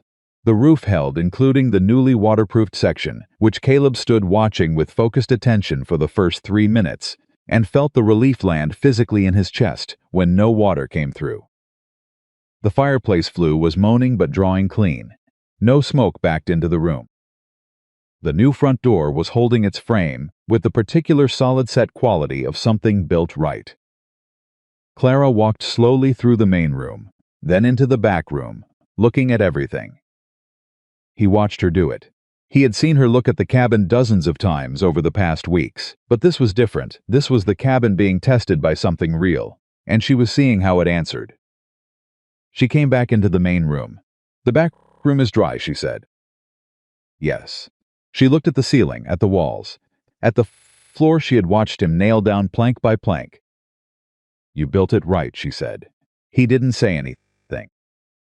The storm pressed against the outside of the cabin, and the cabin pushed back, because that was what sound things did when tested. "Sit down," she said. "I brought food." He sat. She unpacked a cloth-wrapped bundle from her saddlebag. She had apparently ridden up into an incoming mountain thunderstorm, with food packed, because she was fundamentally a woman who thought ahead and saw no reason to be unprepared, and laid out biscuits and cold chicken and 2 pieces of dried apple on the floor between them, because there was no table yet. The table was still on his list, step 9. They sat on the sound pine floor of the Hartley cabin and ate in the sound of the storm and didn't say much for a while, because sometimes there isn't anything that needs saying. Then Clara said, "Tell me what you were afraid of." "Before all this, before the cabin." He looked at her. "What do you mean? You said when you first came to the ranch that you'd been afraid I'd say no before you'd shown me anything." But that wasn't the whole fear. She held his gaze calmly. What was the rest of it? He was quiet long enough that the thunder rolled through twice. "That I'd show you everything I could build," he said, finally, "and it wouldn't be enough. That I'd put everything I had into something real and solid and true, and at the end of it someone with more paper and more money and more connections would take it apart. And that you'd see that happen and understand what I'd known for years." He stopped, then made himself finish it, "that I'm a man things get taken from. That no matter how hard I work, I don't get to keep what I build." The storm was loud on the roof. Clara was very still. "Your father's ranch," she said. "My father's ranch. And everything I didn't build after it because I didn't trust myself to keep anything." She was quiet for a moment. "Caleb," her voice was different. Not the ledger voice, not the formal voice, something underneath all of them.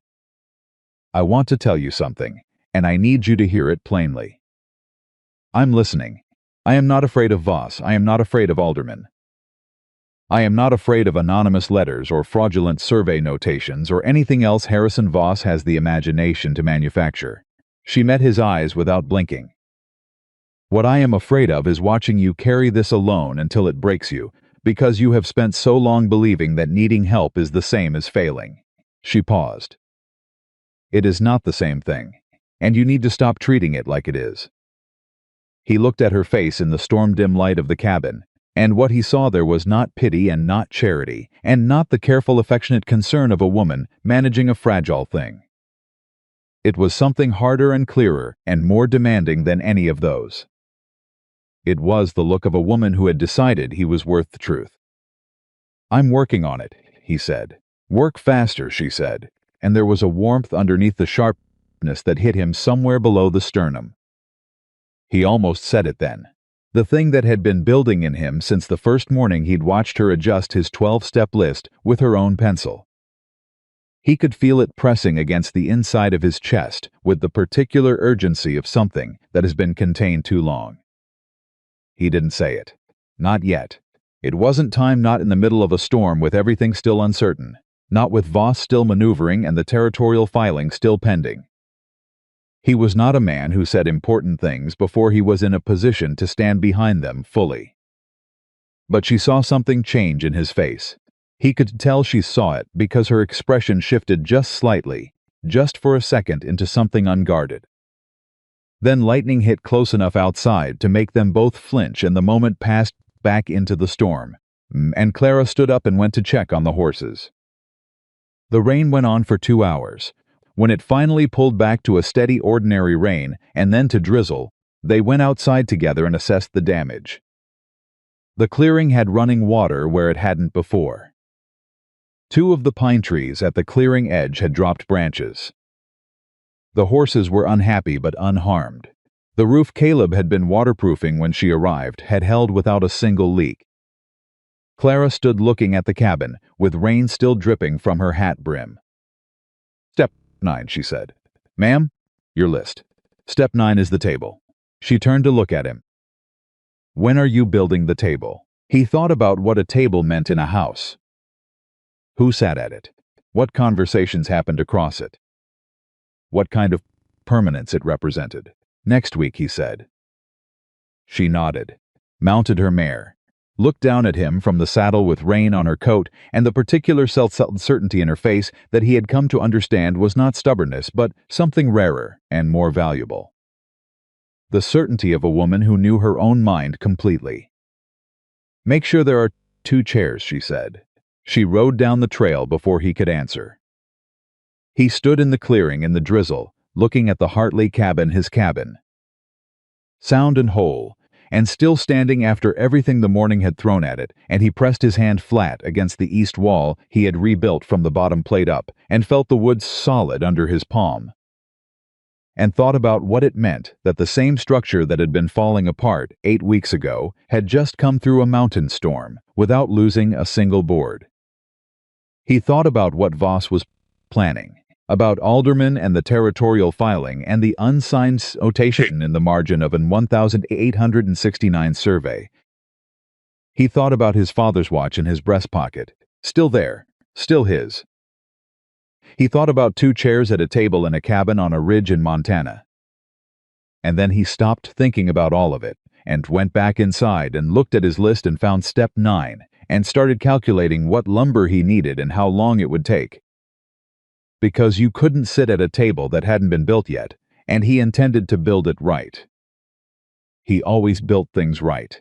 That was the only answer he had ever found for the fear, not conquering it, not reasoning it away, but picking up the tools and doing the work anyway, one sound piece at a time. Until the thing standing in front of you was real enough to push back against whatever came at it. Including storms, including men like Harrison Voss. Including the particular terror of being seen completely by someone whose opinion was the only one that had ever actually mattered to him. He reached for his hammer. There was still a great deal of work to do. The table took 4 days to build. Not because a table was particularly complicated. Caleb had built furniture before, knew the joinery, knew how to cut a flat surface and set 4 legs true and square, but because he built this one the way he had built the east wall and the fireplace and the floor, without shortcuts, without approximation. without any of the small compromises that add up over time into something that doesn't last. He used a single plank of old-growth fir he found in Harmon's back storage, a piece that had been sitting there so long, Bill had forgotten he had it. Wide enough for two people to eat across without their elbows touching. Deep enough to hold a lamp in the center and still have room on both sides for a plate and a cup and whatever papers or sewing or ledger books a person might need to spread out. He jointed the legs himself and pegged them without iron cleaner, tighter, the kind of joint that only got stronger as the wood aged and settled. He set the finished table in the center of the main room on a Friday afternoon and put his hands flat on the surface and leaned his weight onto it, testing every leg in turn, and it didn't move. Not a fraction, solid as the floor under it.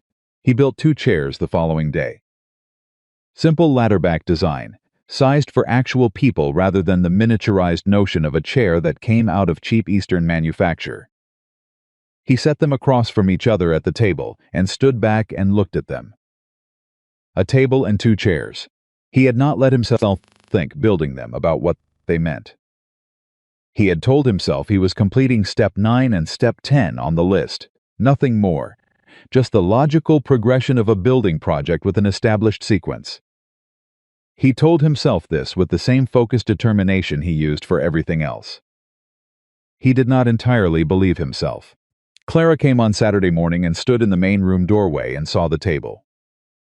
She didn't say anything for a moment. She walked to it slowly, the way she'd walked through the cabin the day of the storm with the full attention she gave to things she was taking seriously. She put her hand on the surface, felt the grain, looked at the joinery at the corners, pulled out one of the chairs and sat in it, and pushed back slightly from the table and looked at the empty chair across from her. "Sit down," she said. He pulled out the other chair and sat. They sat across the table from each other in the main room of the Hartley cabin, on a clear Saturday morning with the window light coming in warm from the east. And the cabin was quiet around them, in the way that sound rooms are quiet. Not empty quiet, but full quiet, the quiet of something that had been built to hold life and was ready to begin doing it. "It's a good table," Clara said. "Thank you. You made it for 2 people." "Yes." She looked at him across the table. Her hands were flat on the surface the same way his were. "Caleb," she said, with a directness that had none of the ledger tone in it, and all of something else. "I need you to know something. All right, whatever Voss does. Whatever Alderman decides, whatever the territorial court says." She held his eyes without flinching. "I am not going anywhere." He felt it land in his chest the way things land when they're true, not with fanfare, just with weight. "You don't know yet what Voss—" "I know exactly what Voss is capable of," she said. "I have watched him operate in this valley for years. I know the kind of man he is, a beat, and I know the kind of man you are. And I am telling you that whatever comes next, you are not facing it alone. I need you to actually hear that." He looked at her for a long moment. "I hear it," he said. "Good." She straightened, pulled the ledger book from her coat, and set it on the table between them. "Because Garrett sent word yesterday. The territorial filing has been received in Helena and logged. We should have a response within 10 days. She opened the ledger to a page covered in her precise handwriting. "In the meantime, I've been going through every land transaction Voss has made in this county in the past 8 years. He looked at the page. "How did you get that information?" "County records are public documents," she said, with the particular serenity of a woman who has spent 3 years turning public documents into useful information. "Anyone can request them. I requested them." She turned the ledger to face him. "Look at this." He looked.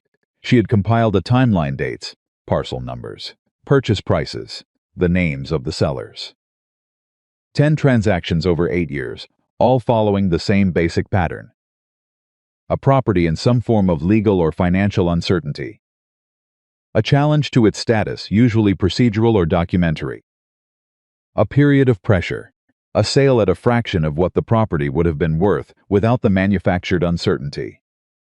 "He's done this before," Caleb said. "7 times that I can document clearly." 3 more that I suspect but can't prove yet. She pointed to an entry halfway down the page. The Reardon family, 1878. Survey dispute. Alderman issued a provisional hold. The Riordans held out for 4 months and then sold to Voss at 60 cents on the dollar because they couldn't sustain the legal uncertainty while running a cattle operation.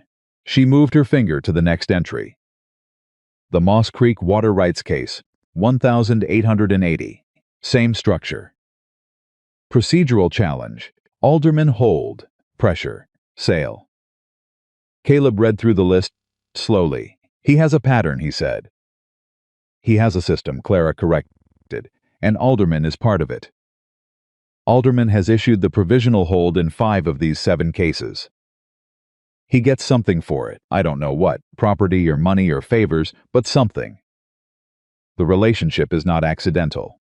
Caleb sat back in his new chair and looked at her across his new table and felt the shape of what she'd found settling into him with a cold clarity that had nothing to do with the weather. This isn't just about my claim, he said. No, Clara said. It never was. You just happened to file on the one piece of land Voss had already identified and hadn't gotten a fund taking yet. You walked into something that was already in motion. She paused.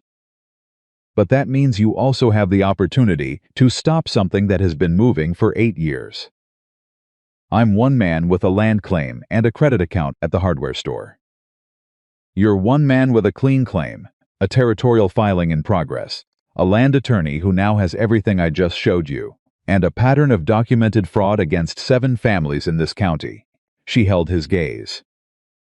Don't undersell the position. He looked at her. You've been building this case. I've been managing ledgers for 3 years, she said. Numbers tell stories if you know how to read them. Voss's numbers have been telling the same story for 8 years. Nobody put them together in one place before. She closed the ledger. I sent a copy of this to Garrett yesterday, by courier. He stared at her without telling me. I'm telling you now. He held her gaze. He was not angry, he understood, with a precision that came from weeks of watching how her mind worked. That she had moved when the information was ready, because waiting for a coordinated discussion would have cost time, and time was what Voss was trading in. She had made the call that needed to be made, and she had made it right. He was not angry. He was in a way that he was going to need some time alone to fully process, more thoroughly undone by this woman than he had been by any single thing in his adult life. Clara, he said. Don't thank me, she said. Just make sure the cabin is finished before the first frost. The response from Garrett came 3 days later, not 10, and it was not what either of them expected. Caleb was at the cabin, replacing the second window frame, the facing one that had been hanging loose since he'd first arrived when he heard Buck whinny a greeting at a horse coming up the trail fast. Not Clara's sorrel, whose gait he knew by now as well as he knew his own breathing. A different horse, moving with urgency. It was Garrett's clerk, a young man named Davis, who came off his horse in the clearing with a letter in his hand and a look on his face that made Caleb set down the window frame and cross the clearing in 8 strides. Mr. Whitmore Davis held out the envelope. Mr. Garrett said to bring it directly. Caleb took it, opened it. It was not the territorial court response. It was a letter from Garrett himself, and it said 3 things in rapid succession that each hit differently. The first, Judge Alderman had issued a provisional hold on Caleb's improvement claim that morning, citing the 1,869 survey notation as grounds for procedural review. Effective immediately. All improvement work was technically suspended pending county review. The second, Harrison Voss had filed, simultaneously with the hold, a competing interest claim on the Hartley parcel, asserting that the procedural uncertainty created an open window for alternative claimants. The third, Garrett had received the documentation Clara had sent. He was filing an emergency injunction with the territorial court in Helena this same morning, citing the pattern of coordinated fraud between Voss and Alderman, and requesting immediate suspension of both the hold and the competing claim pending territorial review. His assessment, strong grounds, strong documentation. But the response from Helena would take a minimum of 5 days. 5 days. Caleb folded the letter. He looked at the window frame lying on the ground beside the cabin wall.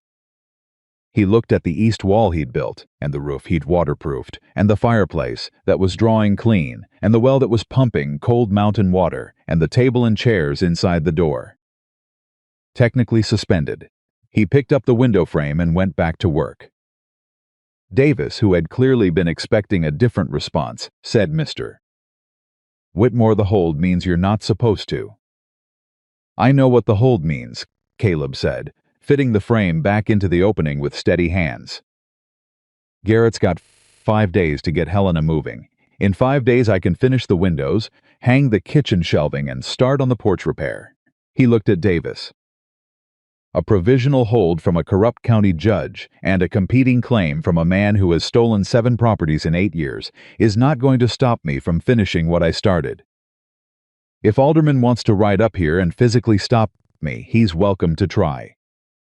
Davis looked at him for a moment. Then he took out his notebook. "Should I tell Mr. Garrett you said that?" "Tell him whatever you like," Caleb said, and drove the first nail into the window frame, with a stroke that rang off the ridge and echoed back from the pines. Davis rode back down the trail, and Caleb worked. And sometime in the middle of the afternoon he heard the sorrel on the trail below, and Clara came into the clearing with her riding coat and her ledger, and the particular set to her jaw that he had learned meant she already knew. "Garrett sent me a copy," she said. "I figured."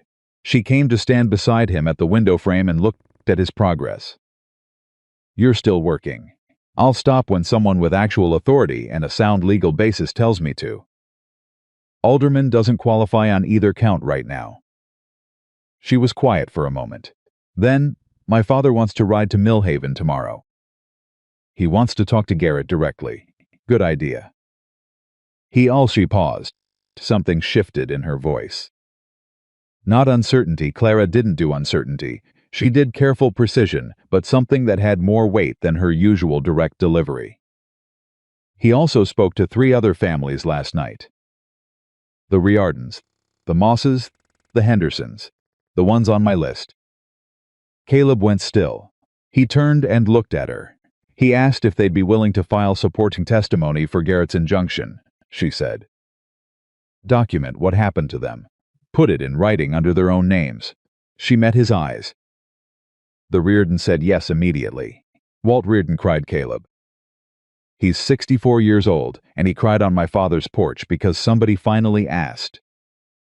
He stood with the hammer in his hand and felt something move through him, that he didn't have a name for something between grief and fury, and a particular fierce protective tenderness that had no clean category. "The Mosses?" he asked, agreed. "And the Hendersons will talk to their son first, but he expects they'll agree." She held his gaze. "Garrett thinks with 3 supporting testimonies, the territorial court will treat this as a systemic fraud case, not just a single disputed claim. That changes everything. That takes it out of Alderman's hands permanently." He thought about Walt Riordan, 64 years old, crying on Thomas Bennett's porch because someone had finally asked. "Your father did that," he said. "Went to those families himself." "He did. Why?" Clara looked at him steadily. "Because he has watched Harrison Voss operate in this valley for 15 years and never had a reason to fight back before." A pause. "You gave him a reason, Caleb. Same as you gave Garrett a reason." "Same as you gave me a reason." She said the last part quietly, without decoration, which was the way she said the things that mattered most. He looked at her for a long moment. The afternoon was getting long and warm around them, and the cabin stood at his back solid and sound. And the woman in front of him was looking at him, with eyes that had never once in all the weeks he'd known her pretended to be anything other than exactly what they were. "Clara," he said, "when this is settled—" "It will be settled," she said. Not as reassurance, as a statement of fact.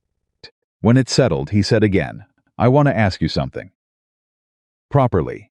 Not the way I came to your father's door in July. Properly." She looked at him. Something moved through her face, not surprise, because she was not a woman given to surprise, but something warmer and more unguarded than her usual composed attention. "All right," she said, with a quietness that held everything. "All right," he said. He turned back to the window frame and drove the next nail.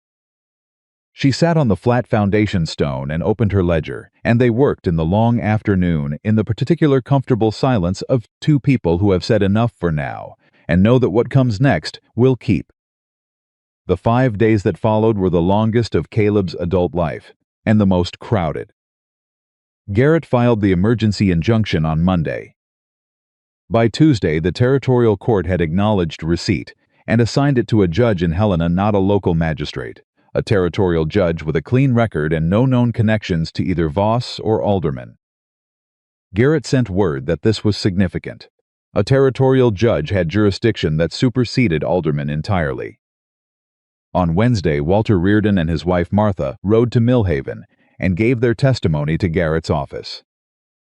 3 hours, documented in full. The pattern, the pressure. The hold, the sale. 60 cents on the dollar for a ranch that had taken 30 years to build. On Thursday morning, Voss came back to the cabin. Caleb heard the black horse on the trail and did not turn from the kitchen shelving he was hanging. He waited until Voss was in the clearing before he set down his level and turned to face him. Voss did not look as composed as he had on previous visits. He looked like a man who had received some news and was recalibrating. "The Reardons talked to your lawyer," Voss said. "So I hear." "That was a private transaction between willing parties."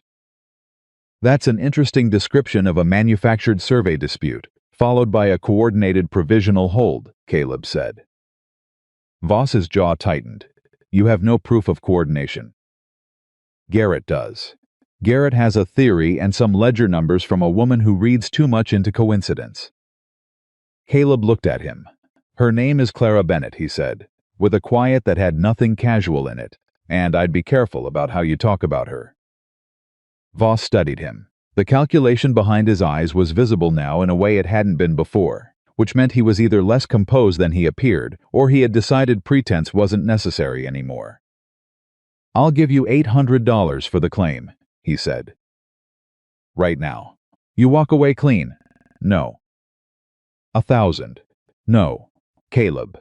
Voss's voice dropped into something almost conversational, the kind of tone that was a performance of reason while meaning something else entirely. "The territorial court is going to take weeks, months possibly. You have a credit account, stretched to its limit, a winter coming that will stop all construction, and a legal situation that is more complicated than your lawyer is telling you. Take the money. Start somewhere else. You're a capable man. You could build something. I'm building something now," Caleb said. "I'll finish it, even if the territorial ruling doesn't go your way." "It will. And if it doesn't..." Caleb picked his level back up and turned to the kitchen shelving. "Then I'll figure out what comes next," he said, with his back to Voss and his hands on the work that needed doing. "Same as I always have. Now get off my property." The silence behind him lasted about 15 seconds. Then he heard Voss's horse turn in the clearing and move back down the trail at a pace that communicated displeasure without quite communicating defeat. Caleb finished the shelving bracket he was working on before he let himself exhale. He had told Voss the truth. He was confident about Helena. Garrett was confident. The documentation was solid. The pattern was clear. The territorial judge had a clean reputation. The odds were good. But underneath the confidence was the older knowledge, the one that lived in the same place as his father's watch, in the chest, behind everything else that sometimes things with good odds didn't go right anyway. And a man had to be prepared for that too, not with surrender, but with the particular stubborn willingness to get up and start again that was either the best or worst thing about him, depending on who was doing the assessment. He thought about Walt Reardon, 64 years old, crying because someone asked. He was not going to let that be his own story. He drove the next bracket into the wall with 4 clean strokes and moved to the next one. The letter from Helena arrived on Friday afternoon. Not through Garrett's office. directly a territorial court courier who rode into Harlan's Creek and went first to the county recorder's office, and then, following Everett's directions, up the North Trail to the Hartley Ridge. Caleb heard the horse and came to the cabin door and saw the official territorial seal on the saddlebag dispatch case and felt his heart do something significant in his chest. Clara was not there. She had been there all morning and had ridden back to the Bennett Ranch an hour ago. He almost sent the courier to wait. He took the envelope. He opened it, standing on his own porch in the late afternoon warmth, with Buck watching him from the pine tree and the cabin solid at his back. The territorial court ruling was 4 pages long and written in the careful formal language of official legal documents. He read every word. Then he read the key sections again. The provisional hold issued by Judge Alderman was suspended pending formal review of Alderman's conduct. The competing interest claim filed by Harrison Voss had been rejected as procedurally invalid, filed in bad faith during an improperly issued hold. Caleb's original improvement claim was restored to full legal standing effective immediately. Additionally, and this was the paragraph he read 3 times, the territorial court was referring the matter of Voss's documented pattern of coordinated property manipulation to the Territorial Attorney General for investigation.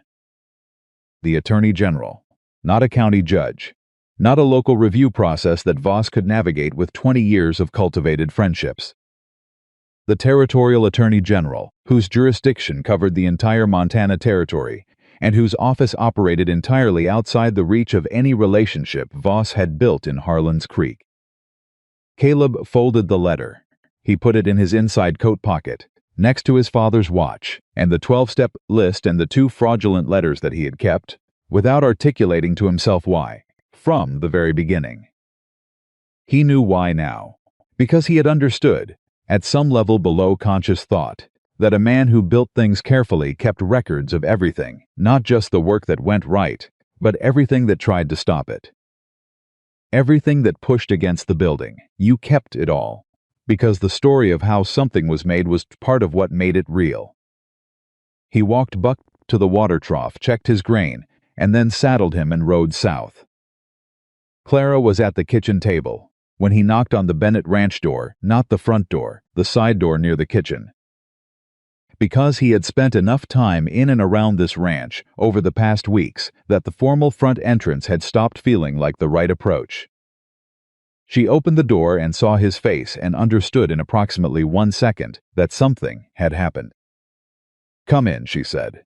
Thomas was in the sitting room. He came to the kitchen doorway when he heard the knock and stood with his coffee cup, looking at Caleb with the careful eyes of a man who had been waiting for news. Caleb took the letter from his coat and set it on the kitchen table. Clara read it first. She read it quickly, with the speed of a woman who processed documents efficiently. And he watched her face move through the text, and he saw the moment she reached the Attorney General because her expression did something it almost never did. It broke open, just briefly, just for a second, into something unguarded and luminous and deeply, completely real. She handed the letter across the table to her father without speaking. Thomas read it more slowly. He read it the way a man reads something. He wants to be sure he's understanding correctly. When he finished, he set it on the table and put both hands flat on the surface and looked at it for a moment. "The Attorney General," he said. "Yes, sir." Thomas looked up at him. His face was doing the same complicated movement that Clara's had done, working through several things before settling. 7 families, he said. Voss took from 7 families in this valley. Clara documented them all. Thomas looked at his daughter. Something passed between them, the particular communication of a parent and a child who have managed the same household for years and have developed a language beyond words. Thomas's expression held something that Caleb recognized as the specific pride of a man who has watched someone he raised exceed every expectation he had allowed himself to set. "You did this," Thomas said to Clara. "Garrett did the legal work." "You gave him the weapon," Thomas said. "You built the case." He looked at the letter again. Then he set down his coffee cup and crossed the kitchen and put his arms around his daughter, and Clara, who was not a woman given to being caught off guard, went very still for a moment before she put her arms around her father and held on. Caleb looked at his hat. Thomas pulled back after a moment and cleared his throat in the manner of men who have allowed themselves to feel something significant and are now ready to return to practicalities. He picked up his coffee cup. He looked at Caleb. "The cabin," he said. "Sir, how much is left to finish?" "Porch repair and the final exterior trim work." "A week, maybe less." Thomas nodded. He looked at his coffee cup. He looked at the letter on the table. He looked at Caleb with an expression that had moved through everything it needed to move through and arrived somewhere clear and decided. "Come to dinner Sunday," he said. "Both of you, I mean the three of us." He paused. Recalibrated. "You come to dinner Sunday, Caleb. We'll talk." "Yes, sir," Caleb said. Thomas took his coffee back to the sitting room. His footsteps moved down the hallway and the door opened and closed, and then the kitchen was quiet with just the two of them in it. Clara stood at the kitchen table with the letter in front of her and looked at Caleb across it. "Sunday dinner," she said. "Yes. He hasn't invited anyone to Sunday dinner in 4 years." "I know." She looked at him steadily. The kitchen was warm and smelled like bread and coffee, and the particular lived-in warmth of a house that had been a home for a long time. "You said you wanted to ask me something," she said. Properly, he had said that 5 days ago beside the east wall, while the afternoon went long around them. "I did say that. The claim is settled," she said. "The cabin is nearly done." She held his gaze. "What are you waiting for?" He looked at her, across the kitchen table of her father's ranch with the territorial court letter between them and the last of the summer light coming through the window. And he thought about everything he had built over the past 2.5 months: the east wall, the fireplace, the floor, the well, the table, the 2 chairs, the windows, the shelving. The porch repair not yet finished, and he understood with complete clarity that none of it was the thing he had actually been building. He had been building toward this moment, this kitchen. This woman looking at him with the steady, complete, unperformative attention that was the most remarkable thing he had encountered in 40 years of living. He was not going to waste it by being afraid. "Clara Bennett," he said, "I have spent most of my adult life building things for other people and walking away from them at the end. I don't want to do that anymore. I want to build something that is mine, that is ours, and I want to do it with someone who will tell me when I'm wrong and show me when I'm missing something, and not let me carry more than I should alone." He stopped. Steadied. "I am asking if you would be willing to build that with me." She looked at him across the table. The kitchen was quiet. "That is a better question," she said, "than the one you didn't ask me in July. I've been working on it." The corner of her mouth moved. "Yes," she said. "Is that a yes?" "It is absolutely a yes," she said, with a directness and a warmth and a completeness that left no room for doubt or hedging, or any of the careful half-answers that people gave when they weren't entirely sure. She was entirely sure. He was entirely sure. The letter from Helena lay on the table between them in the summer evening, pressed warm and golden through the window. And Caleb Whitmore stood in the kitchen of the Bennett Ranch and felt something he hadn't felt since he was 22 years old, and still believed that what a man built could last, felt it settle into him, clean and solid, and load-bearing, like the first good stone in a foundation. He felt like he was allowed to stay. That was all. That was everything. He was allowed to stay. He crossed the kitchen and took both her hands in his, and she let him. And they stood like that in the warm quiet of the kitchen while the day moved slowly toward evening, and the letter with the Attorney General's name on it lay open on the table behind them. And neither of them said anything for a while, because there was nothing that needed saying that the silence wasn't already holding perfectly. Outside, the summer was still going. The ridge was still there, and the cabin on it, with its sound walls and its working fireplace and its table, with 2 chairs and its well that ran cold and clean from the mountain aquifer. 1 week of work left. 1 week, and it would be finished. And then it would be theirs. He finished the porch on Monday. Not because Monday was the planned day, the plan had always been flexible, adjusted and readjusted by weather and materials, and the particular sequence of problems that revealed themselves only once you were deep enough inside a project to see them clearly. He finished it on Monday because Sunday dinner at the Bennett Ranch had done something to him that he was still processing, and the best thing he knew to do with something he was still processing was to pick up his tools and work through it.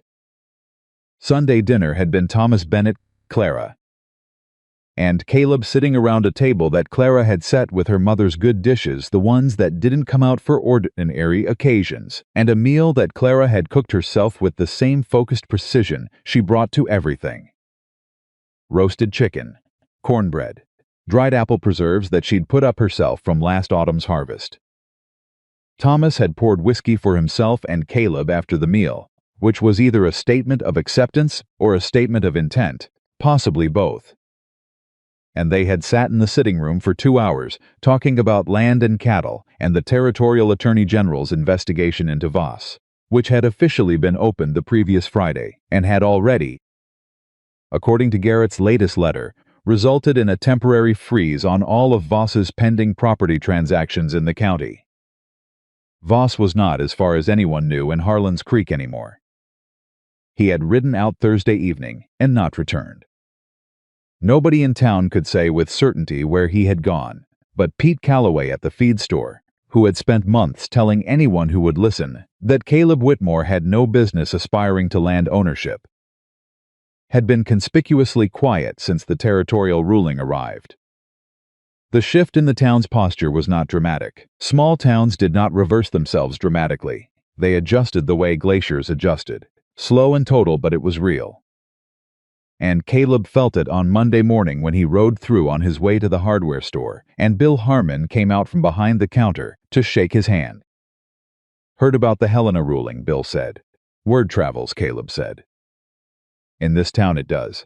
Bill held his hand a second longer than a casual handshake required. Glad it went right. Thank you, Bill. The credit account, Bill said, releasing his hand and going back behind the counter with the ease of a man returning to familiar ground. We should settle it up. I know. Give me until the end of the month. No rush. Bill paused. Mabel Greer was in here yesterday talking about how she'd always thought you were a decent man. Caleb looked at him. Mabel Greer spent 6 weeks with telling half the town I was a saddle tramp with delusions. Yes, she did, Bill agreed pleasantly. That's how you know the wind has changed direction. He picked up his inventory ledger. Go finish your cabin, Caleb. He bought the last of what he needed: 2 hinges for the porch step railing, a tin of exterior paint for the window trim, a box of finishing nails, and rode north for the last full week of work. The porch took all of Monday and most of Tuesday. Not the structure, the main boards were sound enough, just needing reseating and resecuring, but the railing, which had been missing entirely since before Caleb had filed his claim, which he built from scratch using straight-cut pine and the same pegged joinery he'd used on the table legs. He set it at the right height for a person to lean against without discomfort, the way you set things when you're thinking about the person who will actually use them, rather than the minimum structural requirement. Clara came Tuesday afternoon and watched the last section of railing go up. She stood at the bottom of the porch steps and looked at the completed front of the cabin: new door, new windows with painted trim, new railing, the whole face of it clean and solid and intentional, and did not say anything for a long moment. The trim color, she said finally. You used white. Yes, ma'am. She looked at it another moment. My mother's house in the east had white trim, she said quietly. She talked about it sometimes, how it looked in summer against the dark wood. He had not known that. He had chosen white because it was clean and visible and held up well against weathering. But he looked at the trim now through the lenses of what she'd just told him and felt something shift slightly in the moment. The way things shift when you realize a choice you made, for practical reasons, has also, without your knowledge, been exactly right for reasons you couldn't have planned. Good, she said, and came up the porch steps and pushed the front door open and went inside, and he followed. She walked through the cabin the way she had the day of the storm, deliberately, with full attention. But this time it was different, because this time the cabin was finished. Not almost finished, not three-quarters finished. Finished. The floor smooth and even under her boots. The fireplace clean and ready with wood already laid in for the first fire. The kitchen shelving straight and level. The window glass clear. The table and 2 chairs in the center of the main room. The bedroom in the back modest, practical, with a proper door that closed square in its frame, already holding the simple furniture he'd built over the last week. A bed frame and a small chest, nothing elaborate, everything solid. She came back to the main room and stood at the table and put both hands on it. "It's done," she said. "Yes. How does it feel?" He had been waiting for her to ask him something he didn't know how to answer, and here it was, delivered with her customary directness, giving him nowhere to retreat to. He looked around the room. He thought about the first morning he'd stood in the ruined doorway of this place, with the hanging door, and the collapsed roof section, and the rotted east wall. And he thought about everything that had happened between that morning and this Tuesday afternoon in September, with the light going amber through the clean new window glass. "Like something that's supposed to be here," he said. "Like it was always going to end up this way. I just had to do the work to get it there." She looked at him across the table, with her hands still flat on the surface he'd built for 2. "That's exactly how it feels," she said. Then she reached into her coat and set something on the table between them. A small folded paper tied with a piece of string. She pushed it toward him. He picked it up, untied the string, unfolded it. It was a page from her ledger, one of her precise pages, filled with her clear handwriting. But this wasn't accounts or documentation or a legal summary. It was a list, numbered like his own 12-step plan had been, but different in kind. He read through it. It was a list of things she wanted in a home. Not furniture or materials, not the practical specifications of a building project. The other things. The way light should move through a kitchen in the morning. A window that faced east for the sunrise. A place for her sewing that wasn't tucked away in a corner as an afterthought. A shelf for books in the main room. A porch wide enough to sit on in the evenings. A fireplace that drew clean so the room never smelled of smoke. Every single thing on her list was already in the cabin. Everyone. Some deliberately because she'd told him directly. Some because he'd observed her long enough to understand what mattered to her without being told. Some by what he could only call the particular grace of 2 people who have been paying close attention to each other. He looked up from the list. "When did you write this?" he asked. "July," she said. "The week after you came to the ranch." He went very still. "You wrote this in July." "I wrote it because I needed to know," she said simply, "whether what you were building was something I could actually live in. Not just structurally the other way." She held his gaze. "You built every item on that list." He looked at the page in his hand. Then at her. "Clara," he said. "Don't make it complicated," she said. "I'm not a complicated woman." "No," he agreed, "you're not." He set the list on the table between them. "You're the clearest person I have ever met in my life."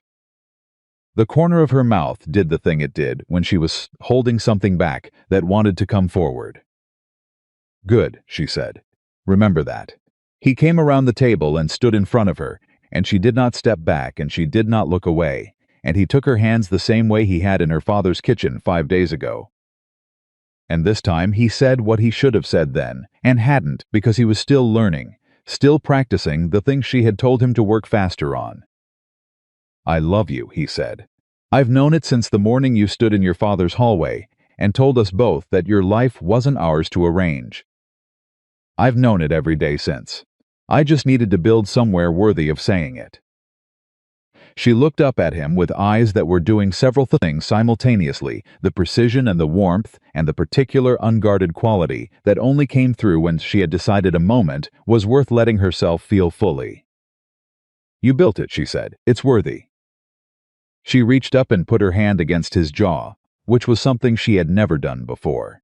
And the simple directness of it hit him somewhere below the sternum, the same way everything she did hit him without warning, without ceremony, with the total impact of something completely real. "I love you too," she said. "I have since you answered every question about that cabin, without a single piece of false confidence. Since you admitted you did it wrong and meant it. Since you built a fireplace nobody was watching and made it perfect anyway." She paused. "Since you made a table with 2 chairs." He held her hands and she kept her palm against his jaw. And the cabin was warm and still around them, and outside the Montana September was going gold on the ridgeline. And the home they had built together held them in it, like something that had always been intended. The town meeting was Clara's idea. Garrett had suggested it first. Actually, he had written to say that the Attorney General's office was requesting testimony from Harlan's Creek residents for the formal Voss investigation, and that a coordinated community response would carry more weight than individual submissions. But it was Clara who organized it, who sent the notices, who arranged for the use of the church hall on a Thursday evening, 2 weeks after the territorial ruling. Caleb went with her. He had not expected the hall to be full. It was full. 43 people in a space that held 50. Walt Reardon and his wife Martha in the front row. Walt with his hat in his hands the same way Caleb had held his own hat in Thomas Bennett's sitting room in July, like a man who was about to do something that mattered and was aware of the weight of it. The Moss family, the Hendersons with their son, Bill Harmon, who had closed the hardware store early. Old Deacon Hayes. Half a dozen men Caleb had worked alongside in 4 years of fence mending and well clearing and barn repairing, men who had shrugged and looked skeptical when he'd filed his claim, who were here now, because the thing that had seemed private had turned out to be everyone's.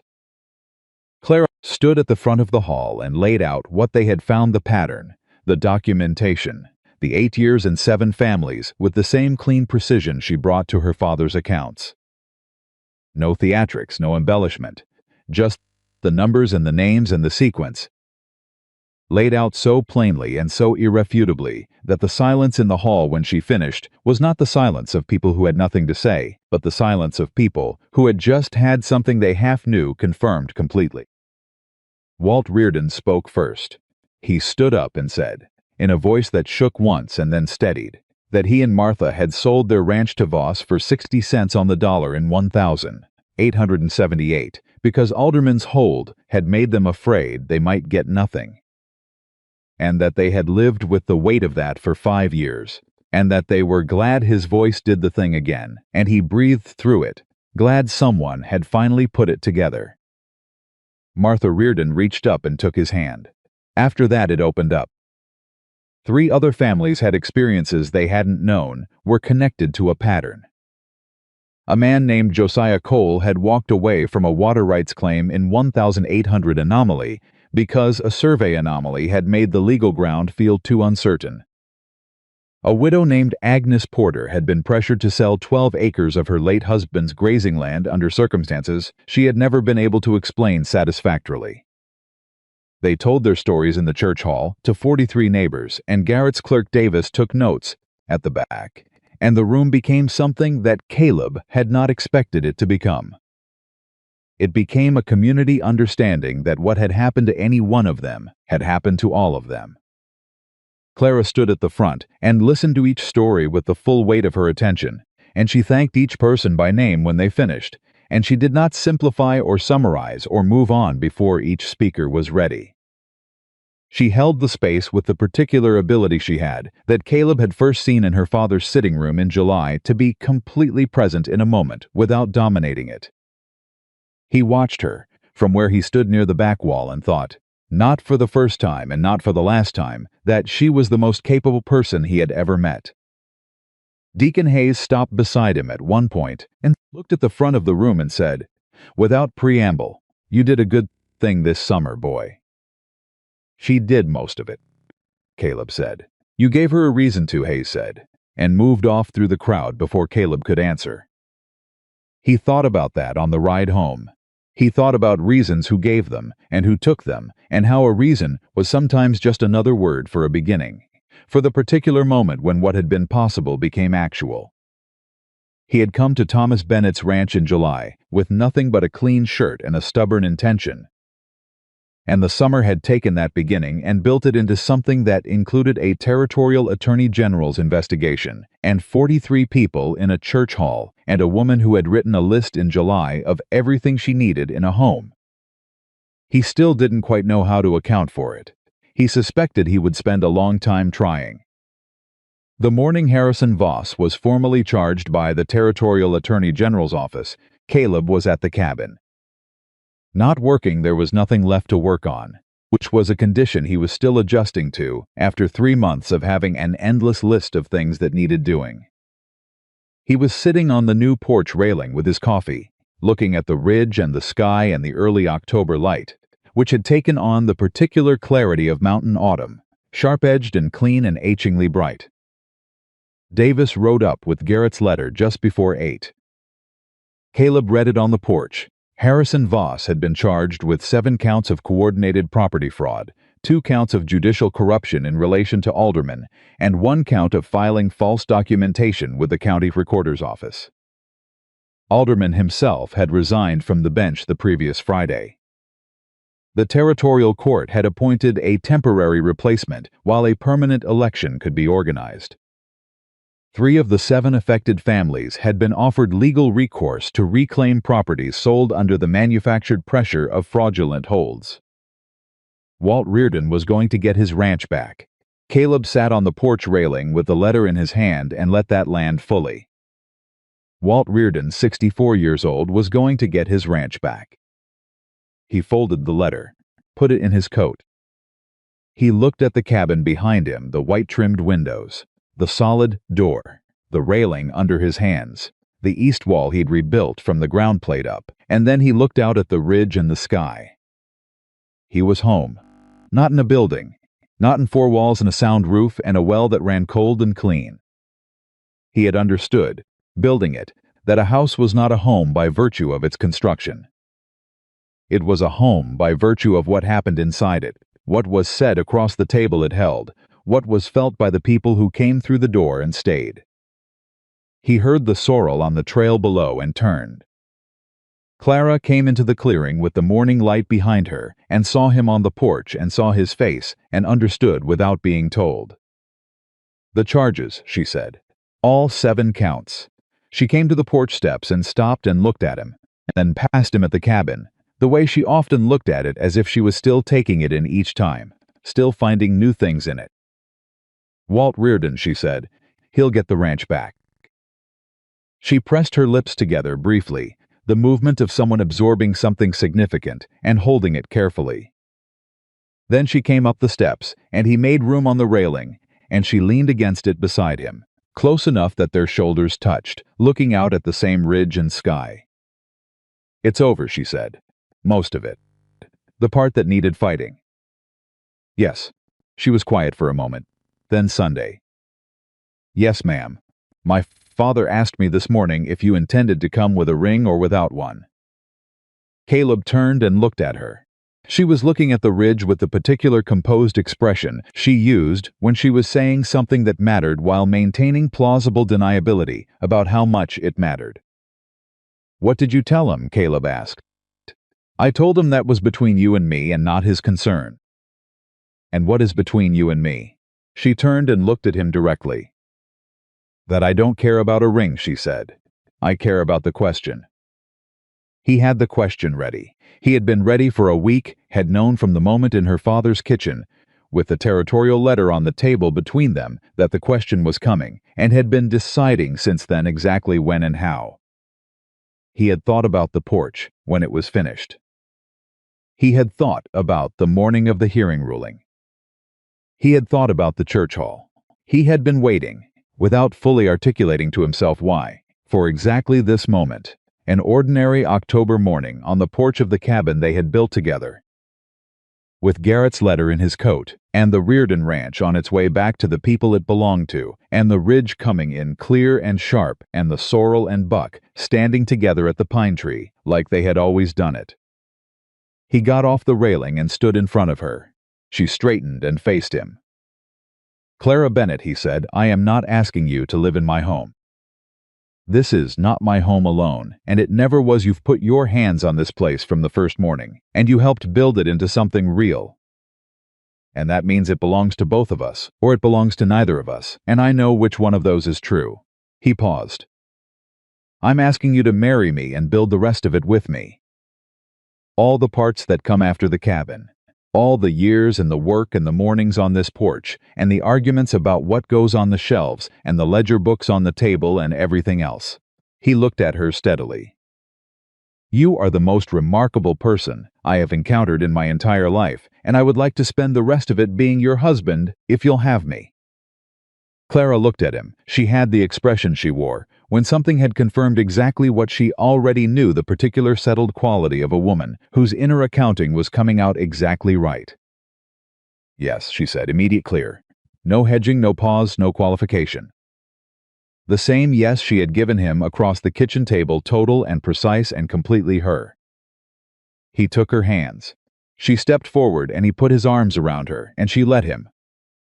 And for a moment they stood on the porch of the Hartley cabin in the October morning, with the ridge behind them and the whole long Montana winter coming, and everything after it, everything they hadn't built yet, everything still ahead. All the work and the years and the mornings waiting for them, like a country they had already decided to cross. Thomas Bennett said yes before Caleb finished asking.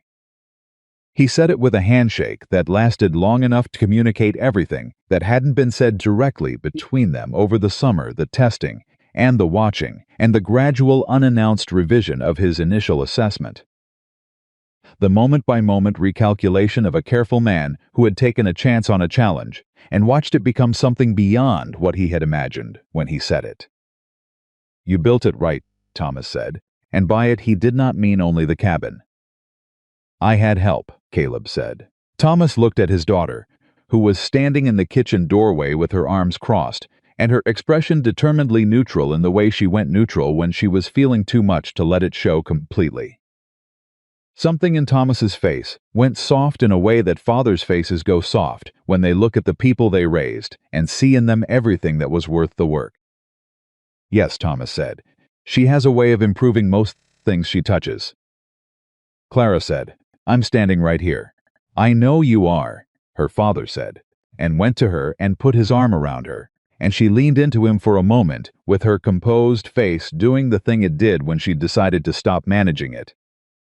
And Caleb looked at his hat, and then at the ceiling, and then at the window, because some moments belonged to the people inside them. The wedding was in November, before the first snow but after the last of the harvest, on a Saturday morning in the Harlan's Creek Church, with half the town present. Not the half that had spent July through September debating whether a man without land had any right to aspirations, or rather, that half too, because small towns come to weddings the way they come to funerals and town meetings, in full. Because these are the occasions that belong to everyone, whether or not you had the right opinion going in. Walt Reardon and Martha were there. Agnes Porter was there. Josiah Cole was there with his wife. Bill Harmon was there and had closed the store all day, which he had done for a total of 3 occasions in 20 years. Old Deacon Hayes was there and cried, which nobody mentioned afterward out of collective respect. Clara wore her mother's dress, altered to fit her, and she walked down the aisle on her father's arm with the particular bearing she brought to everything she did, not rigidly, not with performance, but with the full-bodied presence of a woman who had decided where she was going and was going there, completely. Caleb stood at the front of the church, in the best clothes he owned, the ironed blue shirt from July, which felt right, which felt like the correct point of origin to complete the circle, and watched her come toward him, and thought about the distance between that July morning when he had ridden through Thomas Bennett's front gate with nothing to offer, and this November morning when she was walking toward him in her mother's dress, and the distance was not measured in miles or months.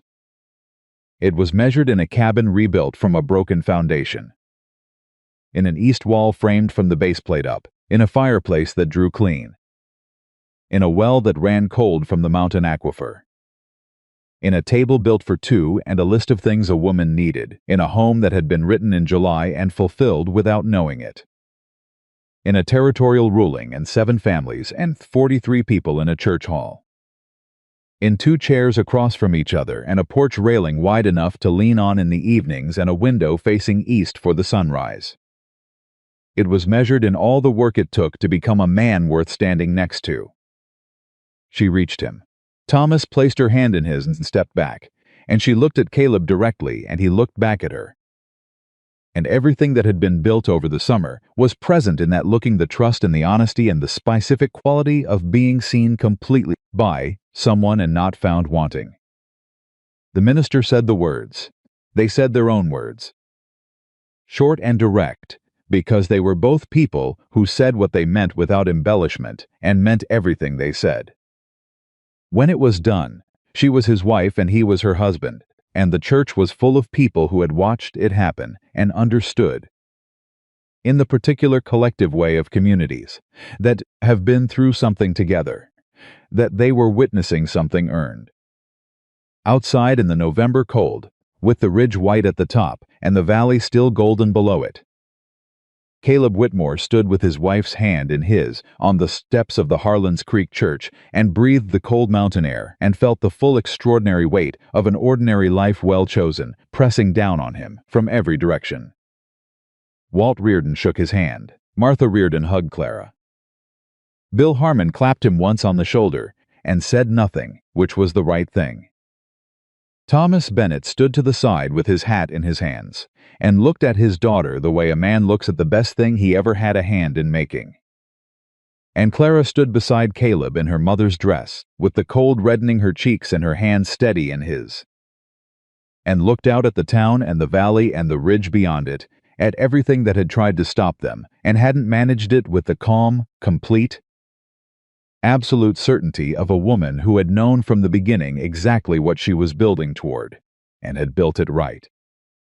They rode up to the cabin that afternoon, the 2 of them, on Buck and the sorrel, in the last of the November light, and Caleb opened the door he had hung, in the first hours of the whole long effort, the door that had been the first thing repaired. The threshold, where everything else had begun, and held it for her. She walked through it. He followed. The fireplace was already laid with wood, and he lit it, and the room filled with warmth in the way it always had, clean and even and solid, without smoke, without compromise. They sat at the table together in the firelight, the 2 chairs he had built facing each other, the ledger book she had brought up from the ranch sitting on the surface next to his coffee cup, the list from July tucked inside its cover where she had kept it, and outside the ridge was going dark and the first stars were coming out above Montana in the particular hard bright way of cold clear nights. And the cabin held all of it, the warmth and the light and the 2 people inside it, the way sound things hold what place inside them. Not because they are grand, not because they are perfect, but because they were built right, from the ground up, by people who understood that a home is not a structure.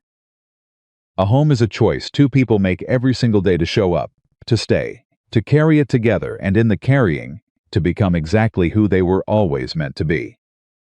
Caleb Whitmore had come to Harlan's Creek with nothing but a horse and 2 working hands and a fear he was only now learning to put down. He left that fear on the ridge with the broken boards he'd pulled from the east wall, with the rotted foundation plate, with the seized pump casing at the bottom of the well, all the broken things he'd taken apart and replaced with something better, something that would last. What he kept was everything that mattered. What he built was everything he had ever needed. And the home on the ridge stood through that winter, and every winter after it, sound and warm and full of life, exactly as it had been built to do, and not one day of it was anything less than worth every last thing it had cost to make it real.